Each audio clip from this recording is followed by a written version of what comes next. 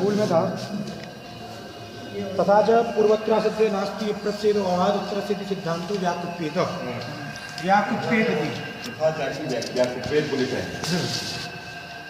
त्वया विप्रच्छेद शास्त्र प्रवृत्तौ निमित्तस्य त्रैपादिकस्य शास्त्रज बोध विषय कार्यस्य शास्त्रस्य वा असिद्धता वक्तुम अशक्या किंतु लक्ष्ये जातस्य तस्य प्रवर्तमान सपाद सप्ताध्यायिस्त कार्य दृष्टि असिद्धत्वं वाच्यम। इतना पढ़ा गए यही चल रहा था फिर फोन आ गया पढ़ा गए ये नहीं कुछ पढ़ा किसी को छोड़ कर चले गए व्याकुप्येत नहीं हुआ था। त्वया मने कार्य सिद्धत्ववादिना पंक्ति लगाओ त्वया मने कार्य सिद्धत्ववादिना कार्य सिद्धत्ववादी कहाँ सिद्ध करेगा इसको बताने जा रहे हैं क्योंकि सिद्धांत को विरुद्ध बताना है। कार्य सिद्धत्व के वादी के मत में सिद्धांत नाश के भावांतर से सिद्धांत भाष्य का विरुद्ध है।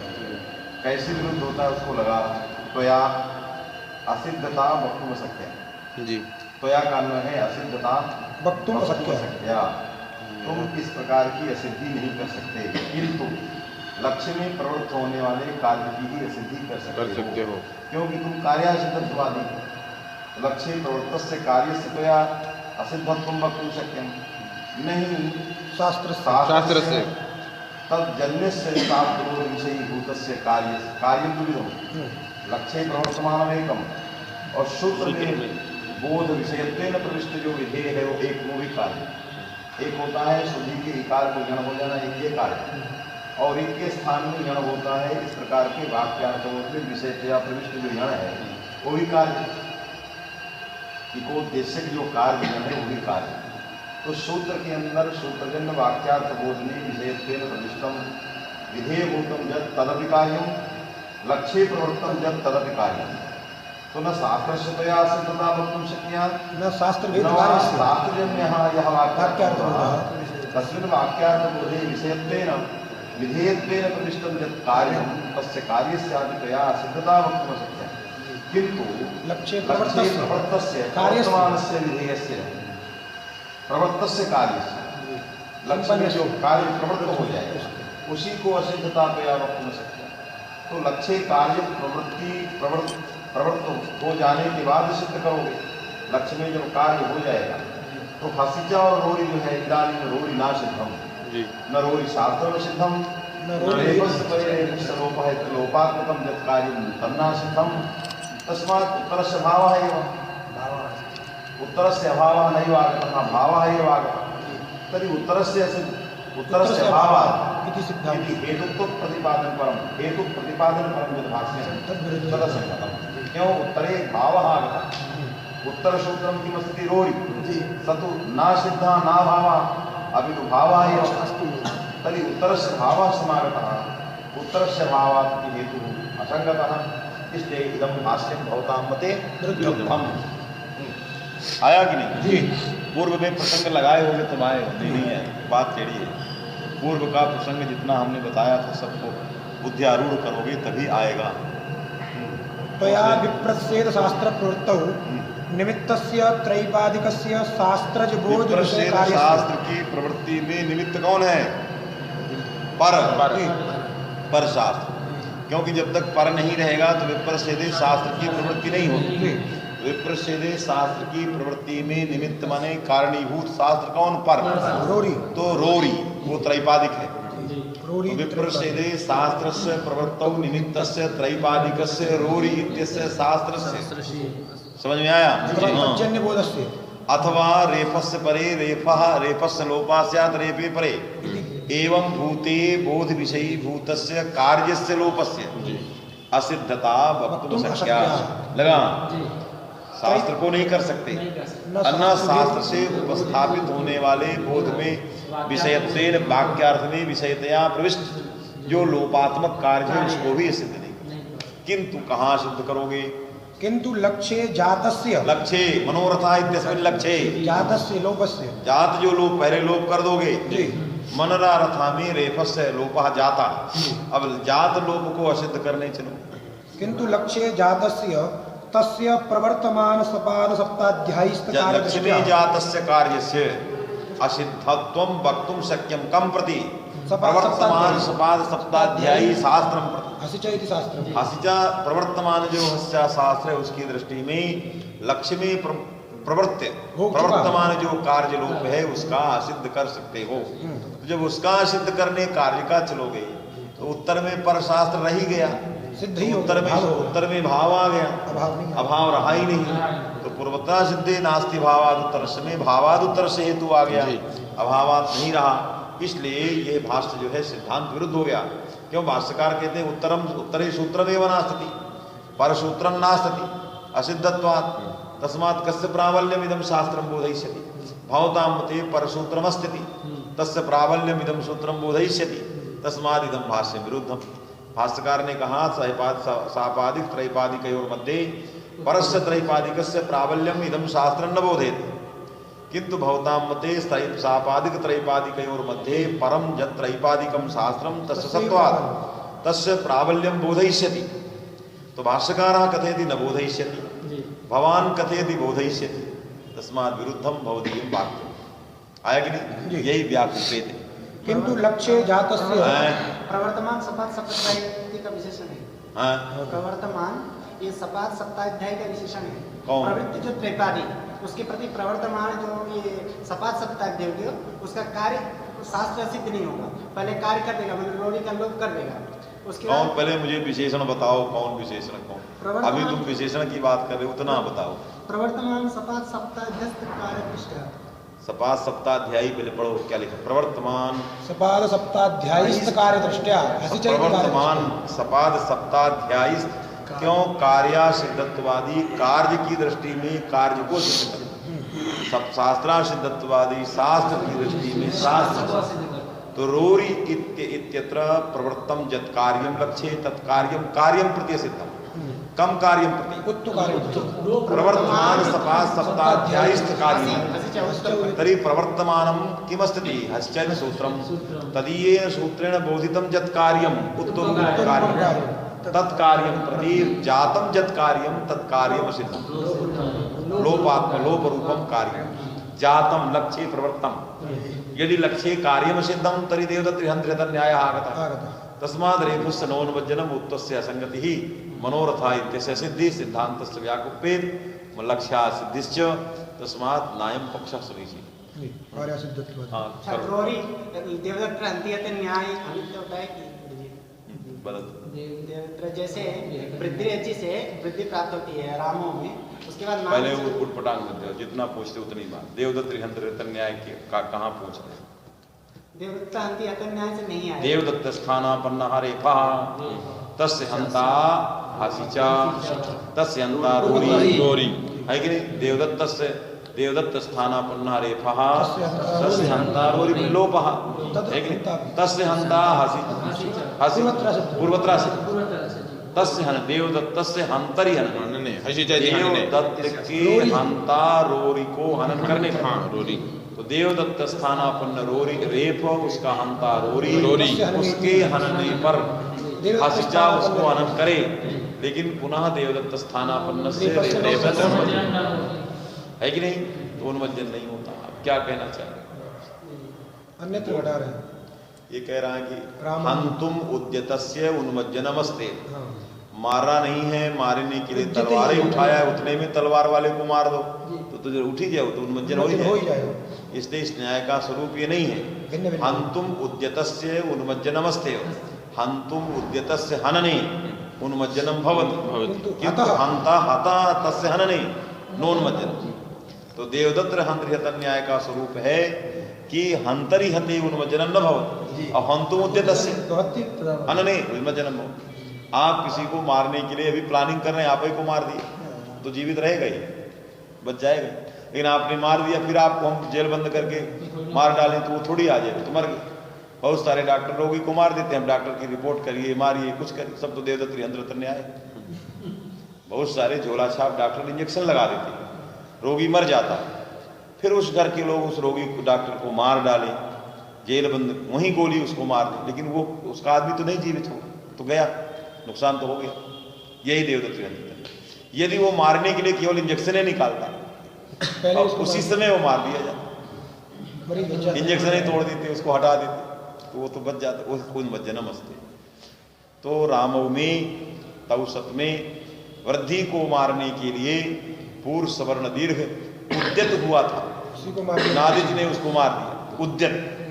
तो वृद्धि उन्मज्जनम भवत्य, वृद्धि का होना, इसीलिए तव बना है, नहीं तो आचार्य सूत्र का तौसत निर्देश कैसे हो। इससे तव निर्देश बता रहा है कि हंतुम उद्यतस्य हनने उन्मज्जनम भवति, किंतु हतस्य हनने उन्मज्जनम न भवति। यदि हंतुम उद्यतस्य हनने उन्मज्जनम न स्यात् तर्हि तौ इति निर्देशः न स्यात्। इसलिए तौ इति निर्देश सामर्थ्यात् न्यायस्य इदं स्वरूपम कि हंतुम उद्यतस्य हनने उन्मज्जनम भवति, किंतु हतस्य हनने उन्मज्जनम न भवति इति न्यायस्य स्वरूप। भिन्न भिन्न तो ये तौ निर्देश जो हमें बताता है कि इस न्याय का ये स्वरूप है, हंतुम उद्यत स्वरूप नहीं है। आया कि नहीं?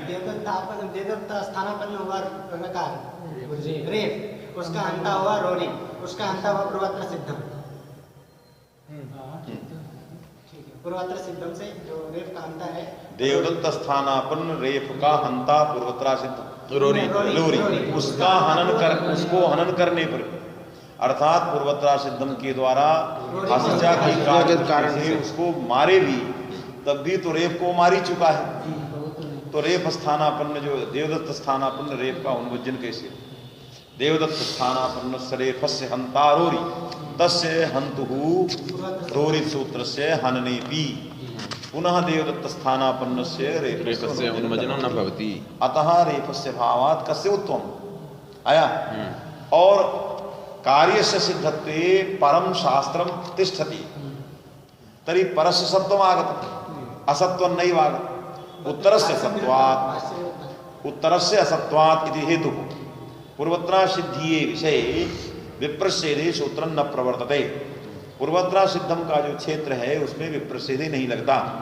भाष्यकार ने कहा उत्तर से असत्वात्, उत्तर से असत्वात् भवताम सिद्धांते उत्तर से सत्वम आगच्छति। जब उत्तर में सत्व ही बैठा है तो परस्तस्य प्राबल्यम आगच्छति। तो पहले रोरी लगता है, पहले रोरी क्या होता है? लगता है। जब लगता है आपके मत में तो फिर आएगा नहीं रेफ, तो उधर लक्ष्य भी नहीं बने, भाष्य भी विरुद्ध हो जाए। तो भाष्य में भी विरुद्धम लक्ष्या सिद्धि ही तस्माद इदं मतम न समीचीन। चलिए एवंच विप्रच्छेद अभावोपपादक हेतु इसलिए विप्रच्छेद के अभाव का उपपादक माने साधक जी अभावात् विप्रच्छेदे न प्रवर्तते उत्तर से असत्वात्। तो उत्तर से असत्वात् यह जो हेतु है वो क्या है? असिद्ध हो जाए। प्रवृत्ति भाव का उत्पादक है। विप्रच्छेद सूत्रम प्रवृत्ति भावत अप्रवृत्तिमत उत्तर से अभावात् ये उपपादक साधक हेतु। तो पक्ष क्या हुआ? विप्रच्छेदे इति सूत्रम पक्षः अप्रवृत्तिमत साध्य अप्रवृत्ति ही प्रवृत्ति भाव साध्य साध्यम अप्रवृत्ति मत में प्रवृत्ति भाव अप्रवृत्ति ही माने प्रवृत्ति भाव साध्य हेतु तस्य उत्पादको हेतु उत्तरस्य अभावात् अभावात्। ये जो हेतु है विप्रच्छेदे के अप्रवृत्ति का उपपादक साधक जो हेतु है वो हेतु असिद्ध है, वो हेतु ही नहीं बना, असत्व आया ही नहीं, सत्व ही आ गया। इसलिए यह पूर्वत्रा सिद्धम के क्षेत्र में विप्रच्छेदे के का अभाव उत्पादक हेतु ही सिद्ध हो गया। तो विप्रच्छेदे की अप्रवृत्ति को सिद्ध नहीं कर पाए। यही भाष्य विरोध लगा। विप्रच्छेद अभावोपपादक हेतु असिद्धि लगा। विप्रच्छेद के अभाव माने अप्रवृत्ति का उपपादक साधक जो हेतु है वो हेतु इदानीम असिद्धा हेतु ही असिद्ध हो गया। नहीं साध्य साधको हेतु असिद्धत्वात्। ये हेतु जब नहीं है ही नहीं है तो हेतु ही नहीं है तो कैसे साध्य की सिद्धि करें? इसलिए अभाव की सिद्धि नहीं कर पाएगा। और भाष्यकार ने किया है, यही भाष्य विरोध है। न च ममापि न च कार्यासिद्धत्वादि कथयति पुनः न च उसने कार्यासिद्धत्वादि ने कहा कि हम भी हमारे मत में भी यह हेतु बनेगा और लक्ष्य की सिद्धि होगी। कैसे होगी उसको तो न च न च न च माने कार्यासिद्धत्वादी इदानीं पूर्वपक्षम उपस्थापयति। जी ममापि पूर्व शास्त्रासिद्धत्वादी ने कार्यासिद्धत्वादी के मत में दोष दे दिया, क्योंकि आपके मत में अभाव उत्पादक हेतु नहीं बनेगा, सिद्ध हो जाएगा, भाष्य विरुद्ध होगा, लक्ष्य की सिद्धि होगी, अमुहमी इत्यादि प्रयोग नहीं बनेंगे, बहुत सारे दोष दिया। उस समस्त दोषों को मस्तिष्क में करते हुए नच से पूर्व पक्ष बना रहा है। नच न च ममापि ममापि माने कार्यासिद्धत्वादिनः, कार्यासिद्धत्वादिनः मम, मैं जो कार्यासिद्धत्वादी, षष्ठी है तो कार्यासिद्धत्वादिनः, मम मने कार्यासिद्धत्वादिनः अपि पूर्व पर पदयोः, मैं कार्यासिद्धत्वादी जो मैं हूं उस मेरे मत में भी, मम मते, ममापि मने मेरे भी मत में, कार्यासिद्धत्वादी मेरे मत में भी पूर्वत्रा सिद्धम के पूर्व शब्द की और पर शब्द की लक्षणा है।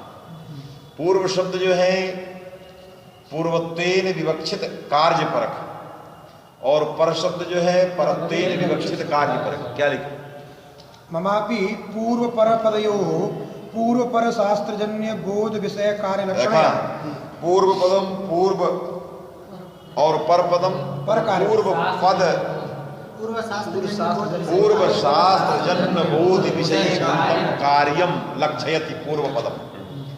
पूर्वत्रा सिद्धम इत्यत्र घटकतया प्रविष्टम यत्पूर्व पदम तत्पूर्व शास्त्र जन्य कार्यम लक्षयति परपदम परशास्त्रजन्यम कार्यम लक्ष्यति। तरी पूर्व शास्त्रजन्य कार्य दृष्ट्या परशास्त्रजन्यम कार्यम सिद्धम भवति। लक्ष्ये कार्यस्य प्रवृत्ति आवश्यकी नास्ति। लक्ष्य में कार्य की प्रवृत्ति आवश्यक नहीं। हमें हसिचा इति सूत्रेण किम विधीयते इति ज्ञानं जातं, वाक्यार्थ बोधे नहीं। रोरित सूत्रेण किम क्रियते तदपि कार्यं ज्ञातम्। रेफस्य परे लोपः स्यात् रेफे परे इत्यत्र परशास्त्र क्या है? रोरी। तत्शास्त्रजन्यं कार्यं लोप रूपं कार्यं। पूर्व शास्त्रम हसिचा तत्शास्त्रजन्यं कार्यं उत्तरूपं। उत्तकार दृष्टिया लोप कार्य से सिद्धत्वात् उत्तर से अभाव, इसलिए उत्तर से अभाव है वाक्य कार्यमेव नास्ति। तो कस्य कार्य से प्राबल्यम आगमिष्यति? शास्त्रमेव सिद्ध। यदि लोप उसका कार्य ही सिद्ध हो गया, शास्त्रजन्य कार्य सिद्ध हो गया, तो शास्त्रम न करोति किमपि। शास्त्रम शास्त्र से शासन करणत्वम असिद्धम, शास्त्र से अभाव। इसलिए शास्त्रमेव नास्ति। कार्य से असिद्धि अनिष्पन्नत्वम कार्यमेव किमपि नास्ति तस्मात् शास्त्रं नास्ति। इसलिए परम पर कार्यमेव नास्ति तत्कार्य विधायकम शास्त्रमेव नास्ति। तस्मात् परस्य अभावात् परस्य सत्त्वात् असत्त्वात् हेतुः प्रसिद्धः। प्रसिद्धेन हेतुना तत्र प्रवृत्त्यभावः इति साध्यं साधयितुं शक्यते। तस्मात् इदं भाष्यं न विरुद्धं, लक्ष्यमपि न सिद्धं। क्यों? रेफस्य लक्ष्ये कार्य न जातम्, बोधे एव कार्यस्य सिद्धिः। सूत्रजन्य वाक्यार्थ बोधे एव कार्यस्य सिद्धिः। तर्हि लक्ष्ये कार्यं न जातं, रेफस्य हननमेव न जातं। तर्हि रेफस्य देवदत्तहन्त्रितं न्यायस्य विषयानां तर्हि रेफस्य स्थाने उत्तमं भविष्यति, नक्षति सर्वं सेत्स्यति। मम मते न दोषः, मम मते न दोषः। क्यों? भवतां मते पूर्वपदं शास्त्रं बोधयति, मन्मते तज्जन्यं कार्यं बोधयति। भवतां मते परपदं शास्त्रं बोधयति, परशास्त्रजन्यं कार्यं बोधयति। एतावदेव एतावान् भेदः। आप केवल शास्त्र तक रह जाते हैं, मैं शास्त्रजन्य बोध विषयभूत कार्य तक चला जाता है। इतना अंतर। क्योंकि पूर्व शब्द जो है पूर्व शास्त्र का बोध, पर शब्द जो है पर शास्त्र का। मेरे मत में पूर्व शब्द पूर्व शास्त्रजन्य कार्य बोधे, पर शास्त्रजन्य कार्य कथम बोधेति? पूर्व लक्षणया। ये हम इसमें इसकी लक्षणा करें। न च ममापि पूर्व पर पदयोः पूर्व पर शास्त्रजन्य बोध विषय कार्य लक्षणया बोध विषयी भूतम जत कार्यम तद बोधेति लक्षणया। शास्त्रे एव कार्य सिद्ध लगा, वाच्यम। हमने शास्त्र में ही कर दिया, लक्ष्य में प्रवृत्ति होने ही नहीं पाई, तो परस्य सत्व आ गया, सिद्धांत संगत हो गया। इसलिए अभाव उत्पादक हेतु सिद्ध हो गया, असिद्ध नहीं रहा। मनोरथा भी बन गया, अमोमी सब बन गए, कुत्रापि दोषः नास्ति। कार्य सिद्धत्व पक्षे भी क्षति नास्ति। लक्षणायां मानाभावात् फलाभावात् गौरवाच्य। तीन हेतु शास्त्र सिद्धत्वादि लक्षणा में प्रमाण ही क्या है? क्यों जघन्य वृत्तिमान? जब अत्यंत लघियान पक्ष शास्त्रा सिद्ध, क्यों आपका प्रवेश आपका शास्त्रा सिद्धत्व में जा रहा है, आप मेरे पक्ष में घुस रहे हैं। शास्त्रों का ही आप कार्य को सिद्ध करके एक तरह से शास्त्रा सिद्धत्व में समापन आ रहा है। कार्य तज्जन्य बोध विषयीभूत, कार्य का सिद्ध करना माने शास्त्र ही सिद्ध है। अरे कार्य से सिद्ध हो शास्त्र में भी सिद्धम, यदि कार्य में वो नास्ति तरी शास्त्र से सिद्धि, यदि यहाँ कार्य नहीं है तो कौन सी क्या करे? तो आप कार्य की सिद्धि से शास्त्रा सिद्धत्व की कुक्षी में ही आ रहे हैं, वास्तविक नहीं। इसलिए फलन नास्ति, कोई अतिरिक्त ऐसा कोई फल नहीं है, और लक्षणा में कोई प्रमाण नहीं, लक्षणायाम किमपि प्रमाण नास्ति। और प्रत्युत क्या है, अभिधा को छोड़ करके लक्षणा तक जाने में गौरव भी। तो लक्षणायाम प्रमाणाभाव, पूर्व पदम पूर्व शास्त्रजन्य विषयी, पूर्व शास्त्रजन्य बोध विषयी कार्य लक्षणया इत्यत्र प्रमाणम नास्ति, फलम गौरवम वर्तते, और अतिरिक्तम किमपि फलं नास्ति। जज्जत् फलं त्वया उपात्तं तत्सर्वं फलं शास्त्रा सिद्धत्व पक्षे सिद्धम, एतादृशं किमपि फलं नास्ति यत् फलं मत्पक्षेण न सिद्धं स्यात् तस्मात् भवतां पक्षः आवश्यकः। ऐसा कोई फल नहीं है जिस फल को मैं नहीं सिद्ध कर पाया लाघव लघुता पूर्वक, जिसको जिसके लिए आपका पक्ष आवश्यक। पक्ष वही रखा जाएगा जो मेरे फलों से अतिरिक्त फल बता दें, वास्तविक नहीं। तो आपने गौरव भी माना, जघन्यावृत्ति को भी माना, और अतिरिक्त कोई फल ही नहीं है, जो शास्त्रा सिद्ध, तो सब लघुता मूलक शास्त्रा सिद्धत्व पक्ष से ही काम चल रहे, वास्तविक नहीं। इसलिए लक्षणायाम प्रमाणाभावः गौरवाच्च फलाभावाच्च न एवं अस्ति। क्यों? भवताम प्रवेशः मत्कुक्षौ, इसलिए स्वपक्ष विरोध, स्वपक्षघात, आपका पक्ष ही घात है। क्यों? आपने पक्ष परित्याग कर दिया। तो कोई व्यक्ति अपने पक्ष का परित्याग कर दे तो स्वरूप व्याक्रिय पराक्रिया, उसकी स्वरूप, उसका स्वरूप ही इधर आ जाए, वही उसकी पराजय है। आप उसने उसका पक्ष ही हमारे पक्ष में की तरह हो जाए, यही पराजय। और कौन पराजय? उसको कहते हैं स्वरूप व्याक्रिया ही पराक्रिया, स्वरूप का जो है विकृत हो जाना। स्वरूप व्याक्रिया, जिस स्वरूप को उत्थापन के लिए एक पक्ष विशेष को खड़ा कर रहा है, वो स्वरूप ही विकृत हो गया, आ गया हमारी तरफ, तो क्या हो गया? वो पराक्रिया, पराजित हो गया। इससे एक न्याय है, स्वरूप व्याक्रिया ही पराक्रिया। जिस स्वरूप के उपस्थापन में हमने अपना जी जान लगाया वही विकृत हो गया, पराक्रिया। ब्रह्म का लक्षण किए अपने मत में छोड़कर अपने मत को छोड़ के आपके ही मत में कर दिए, तो हमारा स्वरूप ही विखंडित हो गया, पराजय हो गई, वास्तविक नहीं। हमने मत लिया द्वैत, द्वैत मतानुसार ब्रह्म में चले जाना चाहिए, बस मध्य मध्य में द्वैत को छोड़ करके अद्वैत में घुस गए तो हमारा स्वरूप क्या हो गया? व्याक्रिया, विकृत। तो स्वरूप हानि हो गई, और स्वरूप हानि ही पराजय है। स्वरूप की रक्षा न कर पाना क्या है? पराजय। राजा अपना ही न रक्षा कर पाए। 24-22 प्रकार के छल है ना, उसमें एक आ जाता पराजय, वो भी ये भी आया। पराजय, छल 22 प्रकार के बताए ना, उसमें ये भी आ जाता है पराक्रिया, निग्रह स्थान। हाँ, निग्रह स्थान 12, उसमें निग्रह स्थान निग्रह हो जाता है। 24 निग्रह स्थान है, 24 है, 24 निग्रह स्थान है। उसमें पराजय भी एक स्वरूप, हाँ, स्वरूप का हानि होना भी निग्रह है।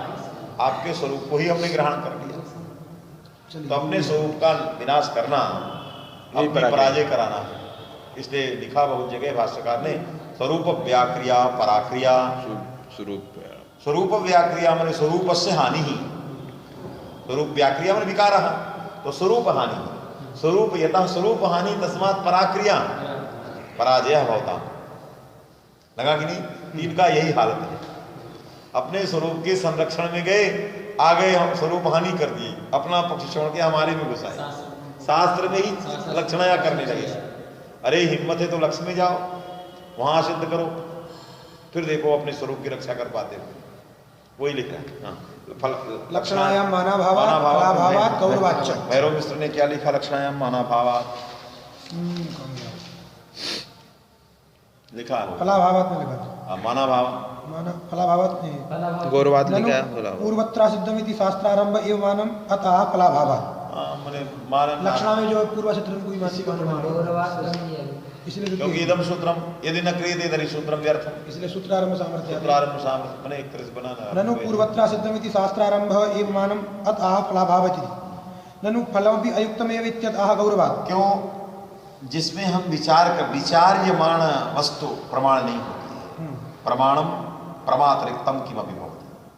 अभी तो पूर्वत्रा शब्द के पूर्व पर शब्द हमारी प्रमा कोटि में, हम उनको विचार कर रहे हैं, इसलिए कोई भी विचार कोटि में आने वाली वस्तु जब असंदिग्ध नहीं है तो वो प्रमाण नहीं हो सकती। इसलिए इदम मानम इदम सूत्रमेव मानम, ये तो विचार कोटि में पड़ा हुआ है। पूर्व शब्द है इस अर्थ में कि नहीं है, क्या है, विचार कोटो प्रमाणांतरम भी है, इदम न प्रमाणम। यहाँ तो विचार ही यथार्थ का विचार ही चल रहा है। पूर्व शब्द शास्त्रम बोधयति शास्त्रजन्यम शास्त्रजन्य बोध विषय वियुतम कार्यम वा बोधयति विचारम। पूर्व शब्दे पक्षद्वयम अविधयावृत्त्या शास्त्रम लक्षणयावृत्त्या तज्जन्य बोध विषय वियुतम कार्यम। ये विचार ही चल रहा है। यह विचार संदिग्ध और असंदिग्ध की खरी कोटि में निकला ही नहीं, तो एतदर्थ इदम सूत्र ये प्रमाण कैसे हो सकता है? स्वयं अभी संदिग्ध है, स्वयं अभी विचार से निर्णीत नहीं, और प्रमाण जो है निर्णीत वस्तु होती है। इसलिए इदम सूत्र न प्रमाणम अतिरिक्तम किमपि प्रमाणम प्रज्ञम तस्मात् प्रमाणम नास्ति। आएगा नहीं? इसलिए अरुचि नास्ति, एक ही नहीं है दोषांतरम प्रमाणाभावः एकः दोषः, गौरवः गौरवम द्वितीयः दोषः, और फलंच नास्ति तृतीयः दोषः। दो सर्वम दोषांतरम। वास्तविक नहीं। मूल चलो ननु मनोरथे दर्शनाभाव नानु रूपे पुनः कार्यासिद्धत्वादि आगच्छति। आपने लक्ष्य सिद्धि कही कि मेरे मत में लक्ष्य की असिद्धि है। मनोरथा इत्यत्र उत्तम न स्यात्। क्यों? मनोरथ तो सिद्ध हो रहा है ना, वो तो उससे भी सिद्ध हो जा रहा है, शास्त्र सिद्ध। तो अतिरिक्तम मैंने कहा तादृशम फलम मृग्यम जत फलम शास्त्रा सिद्धत्व पक्षेण न सिद्ध्यति तत्फलम मृग्यता। यदि तादृशम फलम कदाचित मस्तिष्के आगच्छेत तदा पक्षः अयं स्वीकर्तव्यः। इदानीं विचारः कर्तव्यः रात्रौ अपराह्णे प्राह्णे सर्वत्रापि प्रातः सायं यावत् जीवनं विचारः कर्तव्यः। शास्त्रः सिद्धत्व पक्ष स्वीकारे यदि यत् फलम अस्माभिः उपस्थापितं तदतिरिक्तं किमपि फलम आगच्छेत् तदा अवश्यम् अयं पक्षः स्वीकर्तव्यः। तो हि तत्पक्षेण न सिद्ध्यति, तस्मात् पक्षान्तरं स्वीकर्तव्यं। गुरुभूतः पक्षः स्वीकर्तव्यः। आगतं न? तस्मात् नास्ति किमपि फलशान्तरं। क्योंकि फलमुखं गौरवं दोषाय न कल्पते। तर्हि फलं प्रज्ञमादौ तस्मात् सर्वं गौरवम् अस्माभिः सह्यते, सर्वमपि गौरवम् अस्माभिः सह्यते। ननु शास्त्रासिद्धत्व पक्षे तादृशं फलं यद् यत् फलम् अस्माभिः संकल्पितं तदतिरिक्तं किमपि फलं मृग्यं यत् फलम् अनेन पक्षेन न सिद्ध्यति। यदि एतादृशम् एतावत् फलं कदाचित् आगच्छति तदा अवश्यं गौरवमपि सोढव्यम्। आया कि नहीं? तो पुनः आगच्छति लक्ष्य सिद्धिः भविष्यति। लक्ष्ये कार्यं भवेत्, भाष्यं विरुद्धेत्, किंतु लक्ष्य की असिद्धि जो दोष था सदोषः नास्ति। कार्यासिद्धत्वादि पुनः पूर्वगतम दोषम उपस्थापित। आपने कहा लक्ष्यासिद्धि भाष्य विरोधा, तो लक्ष्यासिद्धि दोषा नास्ति। भाष्यं विरुद्धम तच्च भाष्यम एकदेश, किंतु लक्ष्यासिद्धि नायं। कथम? मनोरथः ननु मनोरथे दर्शनाभाव रूपे लोके। मनोरथा इत्यत्र लोपस्य अर्थः कः? अदर्शनं लोपः। अदर्शनं रेफस्य लोपो भवति। तो रेफस्य लोपो भवति इति लोप पदार्थः कः? अदर्शनम्। अदर्शनम् इत्यस्य अर्थः दर्शनाभावः। रेफ प्रतियोगिक दर्शनाभावः, रेफ दर्शनाभावः, रेफस्य दर्शनं लोपः। तो रेफस्य दर्शनम् इत्यस्य अर्थः रेफ संबंधी दर्शनाभावः, अर्थात रेफ दर्शनाभावः। रेफ दर्शनाभावे पुनः असिद्धत्वम् आरोप्यते। रेफ दर्शनाभावाभावः तो असिद्धत्व नाम अभावः तर्हि रेफ दर्शनाभावाभावः रेफ दर्शन तस्य उत्तम अभावाभावः प्रतियोगी स्वरूपः तस्य उत्तम भविष्यति रेफाभावाभावः रेफाभावः लोपः तस्य भावः सिद्धता तर्हि रेफाभावाभावः रेफस्वरूपः क्यों अभावाभावस्य प्रतियोगी रूपत्वात् तस्मात् रेफः आगतः तस्य उत्तम भविष्यति तत्र उत्तम भविष्यति लक्ष्य सिद्धि का हानि बात में कि नहीं हो जाएगा कहाँ हानि ननु मनोरथे दर्शनाभाव रूपे लोपे लोप क्या है रेफ दर्शनाभाव अभावारोपस्य रेफ दर्शनाभाव माने रेफ ज्ञानाभाव रेफ ज्ञानाभावाभाव रेफ ज्ञान स्वरूप तो रेफ का ज्ञान हो गया वही तत्व है जी अभावारोपस्य दर्शनारोप रूपत्वेन न दोषः क्यों रेफ दर्शनाभावाभाव रेफ दर्शनारूप है तो रेफ ज्ञान स्वरूप है तो रेफ विषय के ज्ञाने उत्तर विषय का ज्ञानं करणीयं छतिर्का अभावारोपस्य दर्शनारोप रूपत्वेन न दोषः लक्ष्य से लक्ष्या सिद्धि रूपा दोषः अभावाभावस्य प्रतियोगी रूपः क्योंकि अभावाभावः प्रतियोगी स्वरूपः इत्यतः रेफाभावाभावः रेफस्वरूपः रेफाभावाभावः रेफस्वरूपः तर्हि रेफस्य सत्वात् भवति उत्वं लक्ष्या सिद्धि दोषः मन्मते नास्ति तब कहा अतः है अरे रेफा भावाभाव दर्शन स्वरूप वहां है जहां देवदत्त हंत्र न्याय का विषय नहीं है पंडित जी रेफ चला गया भावाभाव क्या करेगा रेफा भाव में रेफ है ये नहीं दुनिया से चला गया पांच भौतिक शरीर मिल गया उसका है कि नहीं किसी पांच भौतिक शरीर से अभाव अब आप वहां जाके पूर्वोत्तर सिद्धम में फिर अभाव कर तो नहीं प्राप्त तो ये नहीं होगा यहाँ कह रहा अभावाभाव प्रतियोगी स्वरूप इस तरह थोड़ी होता है कि पांच भौतिक शरीर मृत्य सती मैंने चला गया उसका आपने सौदाह कर दिया अब फिर ले आइए वहां कुछ लगाइए एक अभाव तो कहा कि शरीराभाव हमको शरीर मिल गया है कि नहीं ये सब कहते हैं ये नहीं हो तो बाद की चीजें घटा भाव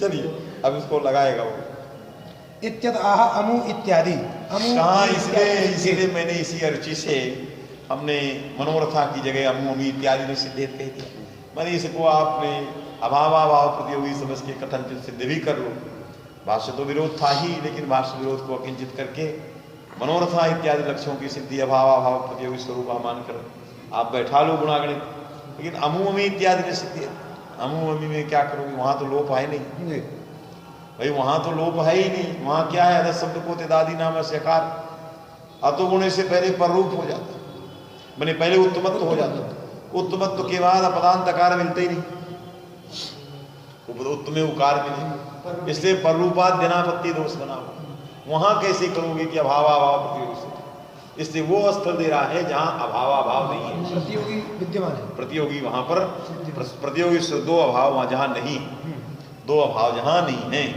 क्योंकि आदौ उत्तमत्वम भवति अब आप उत्तमत्व को असिद्ध करेंगे तो देवदत्त हंत्र न्याय न पुनः आकार संवजन न भविष्यति बस क्योंकि वहां लोप नहीं है कि एक लोप है उत्तमत्व भाव है तो अभावाभाव इत्यादि कुछ नहीं बस में कि नहीं जी इत्यादि अद अद अदश शब्द से व्यक्ति आई अदश औ तेदादी नाम से साक्वकार अद आ औ अद अस और अद आ अस सबसे पहले यहाँ अदसो से दादुर दो महासूत्र से उत्तमत्व प्राप्त तत्वगुणी से पररूप प्राप्त आपके मत में लक्ष्य में कार्य होना अनिवार्य है तो कार्यासिद्धत्ववादी के मत में परत्वाद जो त्रैवादिक कार्य है उत्तमत्व पहले होगा जब पहले हो जाएगा बाद में सिद्ध करो तो हो गया तो वहां बन गया अब सिद्ध करते रहो भुंक्तवंतम प्रतिमा भुंक्ता अरे खा चुकी है कहते रहो मत खाओ मत खाओ अब वो उत्तमत्व कर दिया कहते रहो बात में कि नहीं इसलिए उत्तो वहां पर अमत्व जो है कर दिया अब आप जो है अभाव कहेंगे तब भी उत्तवाभाव तो है नहीं अभाव उत्तमे उत्तवाभाव कह रहे हो तो उत्तवाभाव कहने से काम नहीं चलेगा क्योंकि पुनः उत्त का उन्मज्जन नहीं होगा पुनः आकार का उन्मज्जन नहीं होगा क्यों आकार से हंता दसो से दो महा तस्य हनने भी पूर्वत्रा सिद्धम शास्त्र द्वारा तस्य हनने भी देवदत्त स्थानापन्न से आकार से नोन्मज्जनम तस्मात् अपदांत अकारात् गुणे गुणस्य परत्वाभावात् पररूपाद्यनापत्ति आया अतः कार्य सिद्धत्व पक्षः नांगीकर्तव्यः। जी अद औ असित्यवस्थायां जातस्य उत्वस्य लक्ष्ये जातस्य जातस्य मने लक्ष्ये जातस्य उत्वस्य सपाद सप्ताध्यायीस्त कार्य दृष्ट्या असिद्धत्वेपि गुणे सूत्र दृष्टि कार्य दृष्टि असिद्धत्वेपि पूर्वरीत्या अकाराभावे पूर्वरीत्या मने देवदत्त हंसरतन न्याय रीत्या वहां मैंने देवदत्त हंसरतन न्याय को लगा रहे थे तो आप एक दूसरा न्याय लगा दिए कि अभावाभाव प्रतियोगी स्वरूप अभावाभाव प्रतियोगी स्वरूप न्याय के कारण देवदत्त हंसरतन न्याय रुक गया कि भैया एक नया आ गया है इसलिए मैं यहाँ नहीं मैं इसका उन्मोचन कर दूंगा। तो आपने अभावाभावा प्रतियोगी स्वरूप मान करके देवदत्त हंसरतन न्याय को किनारे कर दिया। यहाँ तो पूर्वरीत्या मने देवदत्त हंसरतन न्याय रीत्या पूर्वरीत्या अकाराभावेन पररूपाद्यनापत्ति देवदत्त स्थानापन्नस्य अकारस्य भावेन पररूपाद्यनापत्ति पुनः पररूपं न भविष्यति तस्मात् लक्ष्यासिद्धि सिद्धि मुत्वस्य असिद्धत्व निषेध सामर्थ्यात् एतद् विषये उक्त न्याय प्रवृत्ति इति चेत कहाँ देवदत्त हंसरतन न्याय नहीं लगेगा हम ज्ञापन करेंगे क्यों मुत्वस्य सिद्धत्वात् मैं मुत्वस्य सिद्धत्वात् नहीं कम ठीक से पढ़ो पहले मुत्वस्य असिद्धत्व निषेध सामर्थ्यात् मुत्वा सिद्ध निषेध इसका मतलब मुत्त के असिद्ध का कोई निषेध करता है नमूने नमूने तो मुत्त के असिद्ध का निषेध करने वाला सूत्र व्यर्थ हो जाएगा आपकी रीति के अनुसार नमूने नाभावे कृते तो निषेध विधायक सूत्र व्यर्थ होगा तत्सामर्थ्यात् हम कल्पना करेंगे कि देवदत्त हंसरतन न्याय नहीं लगता नहीं लगता और वचनमस्तु हो जाए नास्ति लक्ष्य सिद्धि है कि नहीं लक्ष्या सिद्धि नहीं मुत्त असिद्ध निषेध सूत्र है नमूने वो कैसे व्यर्थ है बोलो क्योंकि अगर पहले व्यर्थ हो गए तब ना उसको कहेगा नहीं लगता विशाला कौन तो पढ़ाए बोलो मुत्त निषेध सामर्थ्यात् तो मुत्त निषेध प्रथमं वैयर्थ्यम मुत्त निषेध मुत्वा से मुत्त असिद्धत्व निषेध वैयर्थ प्रतिपादन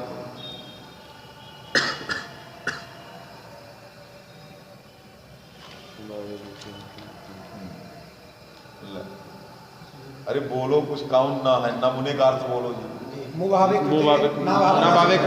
उदाहरण बोलो नमूना नमूना कैसे है नमूने का उदाहरण समझाओ पहले तब वो लगेगा फिर अदा शब्द से टाग लाया आ गई तकार को इन किया ना किया जी अद बनाया आद ता को इन किया और उत्तमत्व कर लिया बनता है ऐसे अबना लेकिन जैसे ही उत्तमत्व करने चले तो उत्तमत्व की कर्तव्यता में जो ना भाव है वो सिद्ध हो जाए ना भाव की कर्तव्य ना भाव की कर्तव्यता में उत्तमत्व सिद्ध हो जाए ना भाव करने वाला सपादी है और उत्तमत्व करने वाला त्रिपादी है ऐसे नहीं ठीक ठीक बोलो अन्नपंड जल्दी जल्दी पहले इधर की उधर लेना नहीं तुम बोलो एक दूसरा बोलो बीच में बोले हो इसलिए तुम जी आदर्श शब्द रहेगा का विभक्ति आई आदर्शता सकार पत्व अधगुणे पर रूप आदता अब यहाँ पर अवसर से उत्तमत्व हो जाएगा आमुता घी संज्ञा हो जाएगी और घी संज्ञा होने के बाद आंगुना स्त्रियाम से नकार गुना तो जैसे ही तकार गुणाकार होने से जाएगा इस अवस्था में उत्तमत्व सिद्ध हो जाएगा जब उत्तमत्व सिद्ध हो जाएगा तो घी संज्ञा से परे तकार गुणाकार नहीं हो पाएगा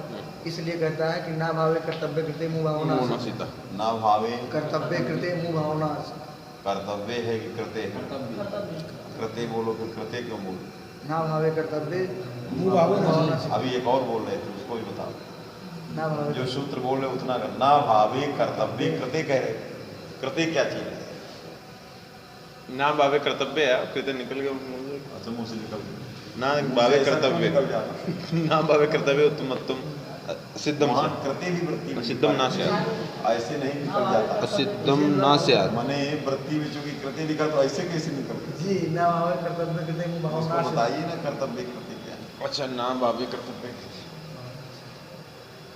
ना भावे कर्तव्य कृते ना भावे कर्तव्य कृते घटाओ उसका प्रयोजन बताओ क्या समझे हो अभी तक सिद्धांत कौमदी सब पढ़ गए इसीलिए लक्षण ग्रंथ नहीं आते या आप कौमदी सिद्धांत कौमदी पढ़ते नहीं पारायण प्रचलित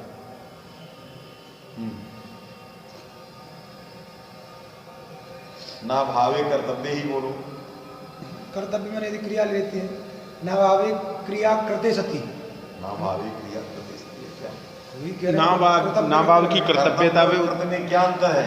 कृत जो है मैंने कर्तव्य करने योग्य है, अभी किया नहीं गया, करने की विषयता है, और कृत मतलब कर दिया। कृत्य कहाँ कर दिया गया, कहाँ कभी करना है।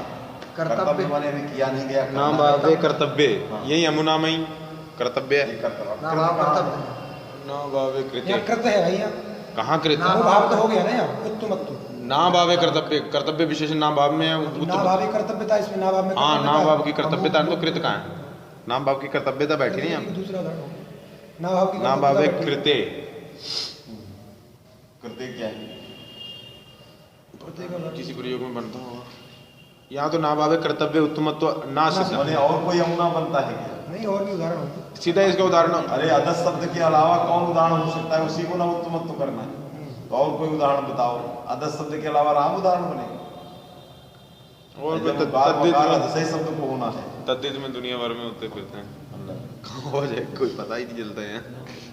अच्छा, पहले कर्तव्य का उदाहरण बताओ कैसे? वो तो काटी गया ना गुरु जी। ना भाव की कर्तव्यता में मुंह भाव असिद्ध नहीं होता है, तो असिद्ध नहीं होता मतलब असिद्ध का फिर अभावकारी रहा है। अगर आप अगर नहीं मानोगे, अब आपका अभाव प्रतियोगी स्वरूप होगा। मुंह भाव ना भाव कर दिए, फिर ना भाव कर देंगे, तो कहाँ क्या कर होगा? दिए? मुंह भाव असिद्ध जगह आकार दिखाई देने लगेगा। तो क्या होगा?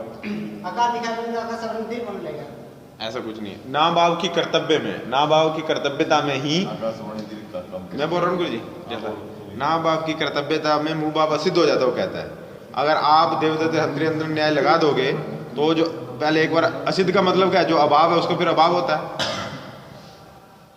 अच्छा, यहाँ पे तो भाव हवा है नहीं है। देवदत्त तंत्र के चर्चे का कर्तव्य का तो ये नमूना मतलब अमुना हो गया। जी, इसी में अगर कृत्य नहीं कहेंगे तो ना भाव होने के बाद अब ये असिद्ध हो जाएगा, पदंत मिल जाएगा, उसके पीछे से दीर्घ की आपत्ति आएगी, इसलिए कृत्य भी मुंह भाव होना सिद्ध है। हाँ, ये हो सकता देख के देख के सिद्धांत कहूँगी, कहाँ देखे हो? सिद्धांत कहूँगी अभी, जी। क्योंकि ना भाव कृत हो गए, ना भाव कृते, ना भाव के कृत अवस्था में भी वो भाव सिद्ध नहीं, क्योंकि सिद्ध हो जाएगा तो सुविचार अदंतक मिल गया उसे, है। फिर और भी यहाँ आदि सब पढ़े मिल गया दोनों उसे। स्थिति का प्रयोग। इसलिए कृते विशेषण दिया। कृतेपि कृते है कि नहीं? ना, कृते ना सिद्ध। भाव है कर्तव्य, ये सिद्ध नहीं है। अन्ना भाव के बाद भी ये सिद्ध नहीं, अर्थात कथमक ये सिद्ध नहीं। इसलिए ये सिद्धांत तुम भी तब तक आप लोग झगड़ते रहे, तब तक अपना देख रहा है कि नहीं?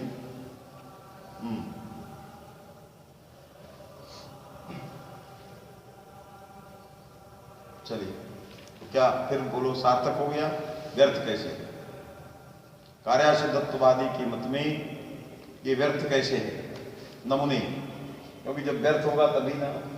मुत्वस्य सिद्धत्व, मुत्वस्य कार्य सिद्धत्ववादी के मत में व्यर्थ इसलिए है क्योंकि शास्त्र सिद्ध होगा नहीं, कार्य असिद्ध होगा, तो पहले कार्य हो जाएगा।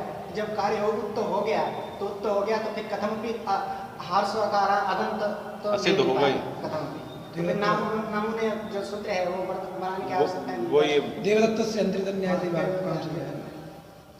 तो नमूने सूत्र जो है, उत्तर अभी एक इसमें है और एक वार्तिक है, आया नहीं है यहाँ। नमुटादेश, नमुटादेश, नमुटादेश, नमुटादेश हम मतलब मुंह भावे कर्तव्य ता स्थाने आदेश न होती। टाके स्थान में यदि कोई काम करना है तब भी मुंह भाव सिद्ध नहीं। नमुटादेश है। अर्थात टांगस के साथ विनाश से हमें आपने नाभाव की प्रसिद्ध असिद्ध रोक रहे हैं, नाभाव, लेकिन टाभाव के इन जब प्राप्त होगा टा के स्थान में, टा स्थानिक इनादेश की कर्तव्यता में क्या मुंह अभाव को असिद्ध कर देंगे, निषेध नहीं करेंगे? जब टा के स्थान में इनादेश करना होगा उस सपादी की दृष्टि में उत्तमत्व तो सिद्ध कर देंगे, पदंत मिल जाएगा, जी। तो टा को इन होने लगे। इसलिए कहा नमुटादेश, मुटादेश मैंने टाया आदेश, टाके स्थान में होने वाले आदेश की दृष्टि में भी मुभाव असिद्ध नहीं होगा। नहीं, तो ना तो इन होगा ना तो मैंने न इनकी कर्तव्यता में, न ही जो ना की कर्तव्यता में। मैंने टाके स्थान में होने वाले इनकी कर्तव्यता में भी मुभाव सिद्ध नहीं होगा, ना की, क्योंकि नाभाव के कर्त और कर्तव्य में कर रहा है, इनादेश की स्थानिक इनादेश की वृद्धि में कुछ नहीं कह रहा। इससे अलग से एक वार्तिक बनाना पड़ा है, नमुटादेश, नमुनादेश की जगह क्या बनाना पड़ा? नमुटादेश। तो नमुटादेशा से टा स्थानिक ना भी है, दोनों आ जाते हैं। इन भी आता है, टा को दोनों ही आदेश है इसलिए नमूने को नमटादेशा से गतार्थ कर देते, वार्तिक से।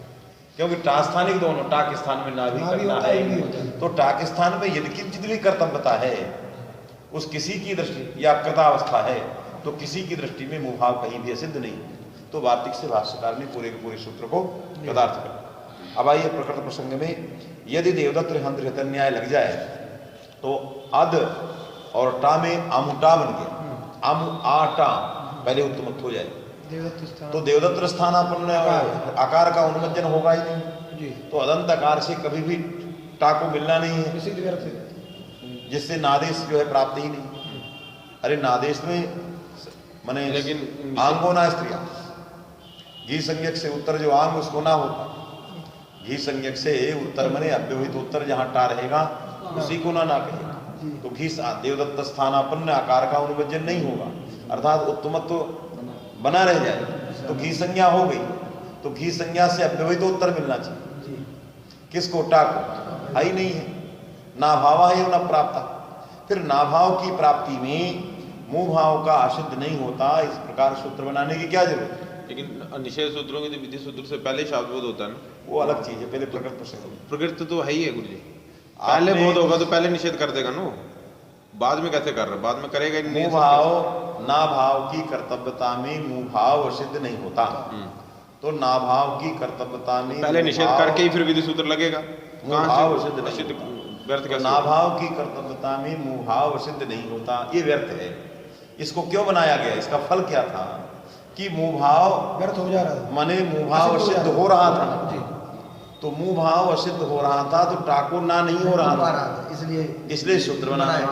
अब हम जी वास्तव में कि नहीं, जी, हमने- टा भाव मुंह भाव टा भाव टाको ना जब कर रहे थे तो वहां असिद्ध हो रहा था, जी। ना नहीं हो। अब वहां क्या करेंगे कि टाको जब ना करेंगे उसकी कर्तव्यता में मुंह भाव असिद्ध अभी भी हो रहा है, लेकिन देवदत्त हंत्र न्याय लग जाने के कारण वहां आकार उन्मज्जन नहीं हो रहा है, उकार ही रह रहा है, तस्मात हो जाएगा। इसलिए उकार रह जाए। यदि हम सामीप्य व्यवहिताभ्य उत्तर से व्यवहिताभ्य दोनों लिए तो ना हो ही जाएगा, अमुना प्रयोग बन ही जाएगा, नमूने सूत्र की आवश्यकता नहीं है। नमूने सूत्र व्यर्थ पढ़ करके कहेगा कि देवदत्त हंत्र न्याय नित्य है, न कुछ न प्रवर्तते, तो यहाँ अमुना भी नहीं लगेगा, आकार सुन्मज्जनम प्राप्त तस्मान ना भावा नश्यात सूत्र स्वान से चारितार्थ, तो अमु अमी की भी सिद्धि हो गई देवदत्त हंत्र न्याय से नित्यत्वात्, इसलिए कार्य सिद्धत्वादि पक्ष में कहीं दोष नहीं है। क्या समझ में नहीं आया, बोलो, लगा कि नहीं? जी बात समझ आई? क्यों यहाँ पर देवदत्त हंत्र न्याय यदि सार्वत्रिक न्याय स्यात् तेनैव कार्यं तरी अकार से उन्मज्जनं न भविष्यति, उकारः इकारः सर्वत्र प्राप्स्यते, तरी घी संज्ञ का घी संज्ञ को उत्तरत्व विशिष्टः नाभावः सिद्धाय टा विभक्ति मिलति, तस्य स्थाने नाभावः सिद्धाय तत्साधनाय नमूने यत् सूत्रं तद्व्यर्थम् अस्ति, व्यर्थं सत् ज्ञापयति किं न्यायमनित्यं न्यायः अनित्यः न सार्वत्रिकः, तो न्यायस्य अनित्यत्व कल्पनापेक्षया शास्त्रा सिद्धत्व पक्षः स्वीक्रियतां महान् लाघवं भवद्भिः तस्य रूपस्य संसिद्धे किं क्रियते न्यायस्य अनित्यत्वं, तो न्यायस्य अनित्यत्व स्वीकरणापेक्षया शास्त्रा सिद्धत्व पक्षः स्वीक्रियतां, शास्त्रा सिद्धत्व पक्ष में ये ज्ञापन नहीं करना पड़ेगा, कौन, नमूने का, अनित्य का, उसकी वजह कुछ नहीं करना पड़ेगा, ये अपने आप सारे प्रयोग सिद्ध हो जाएंगे।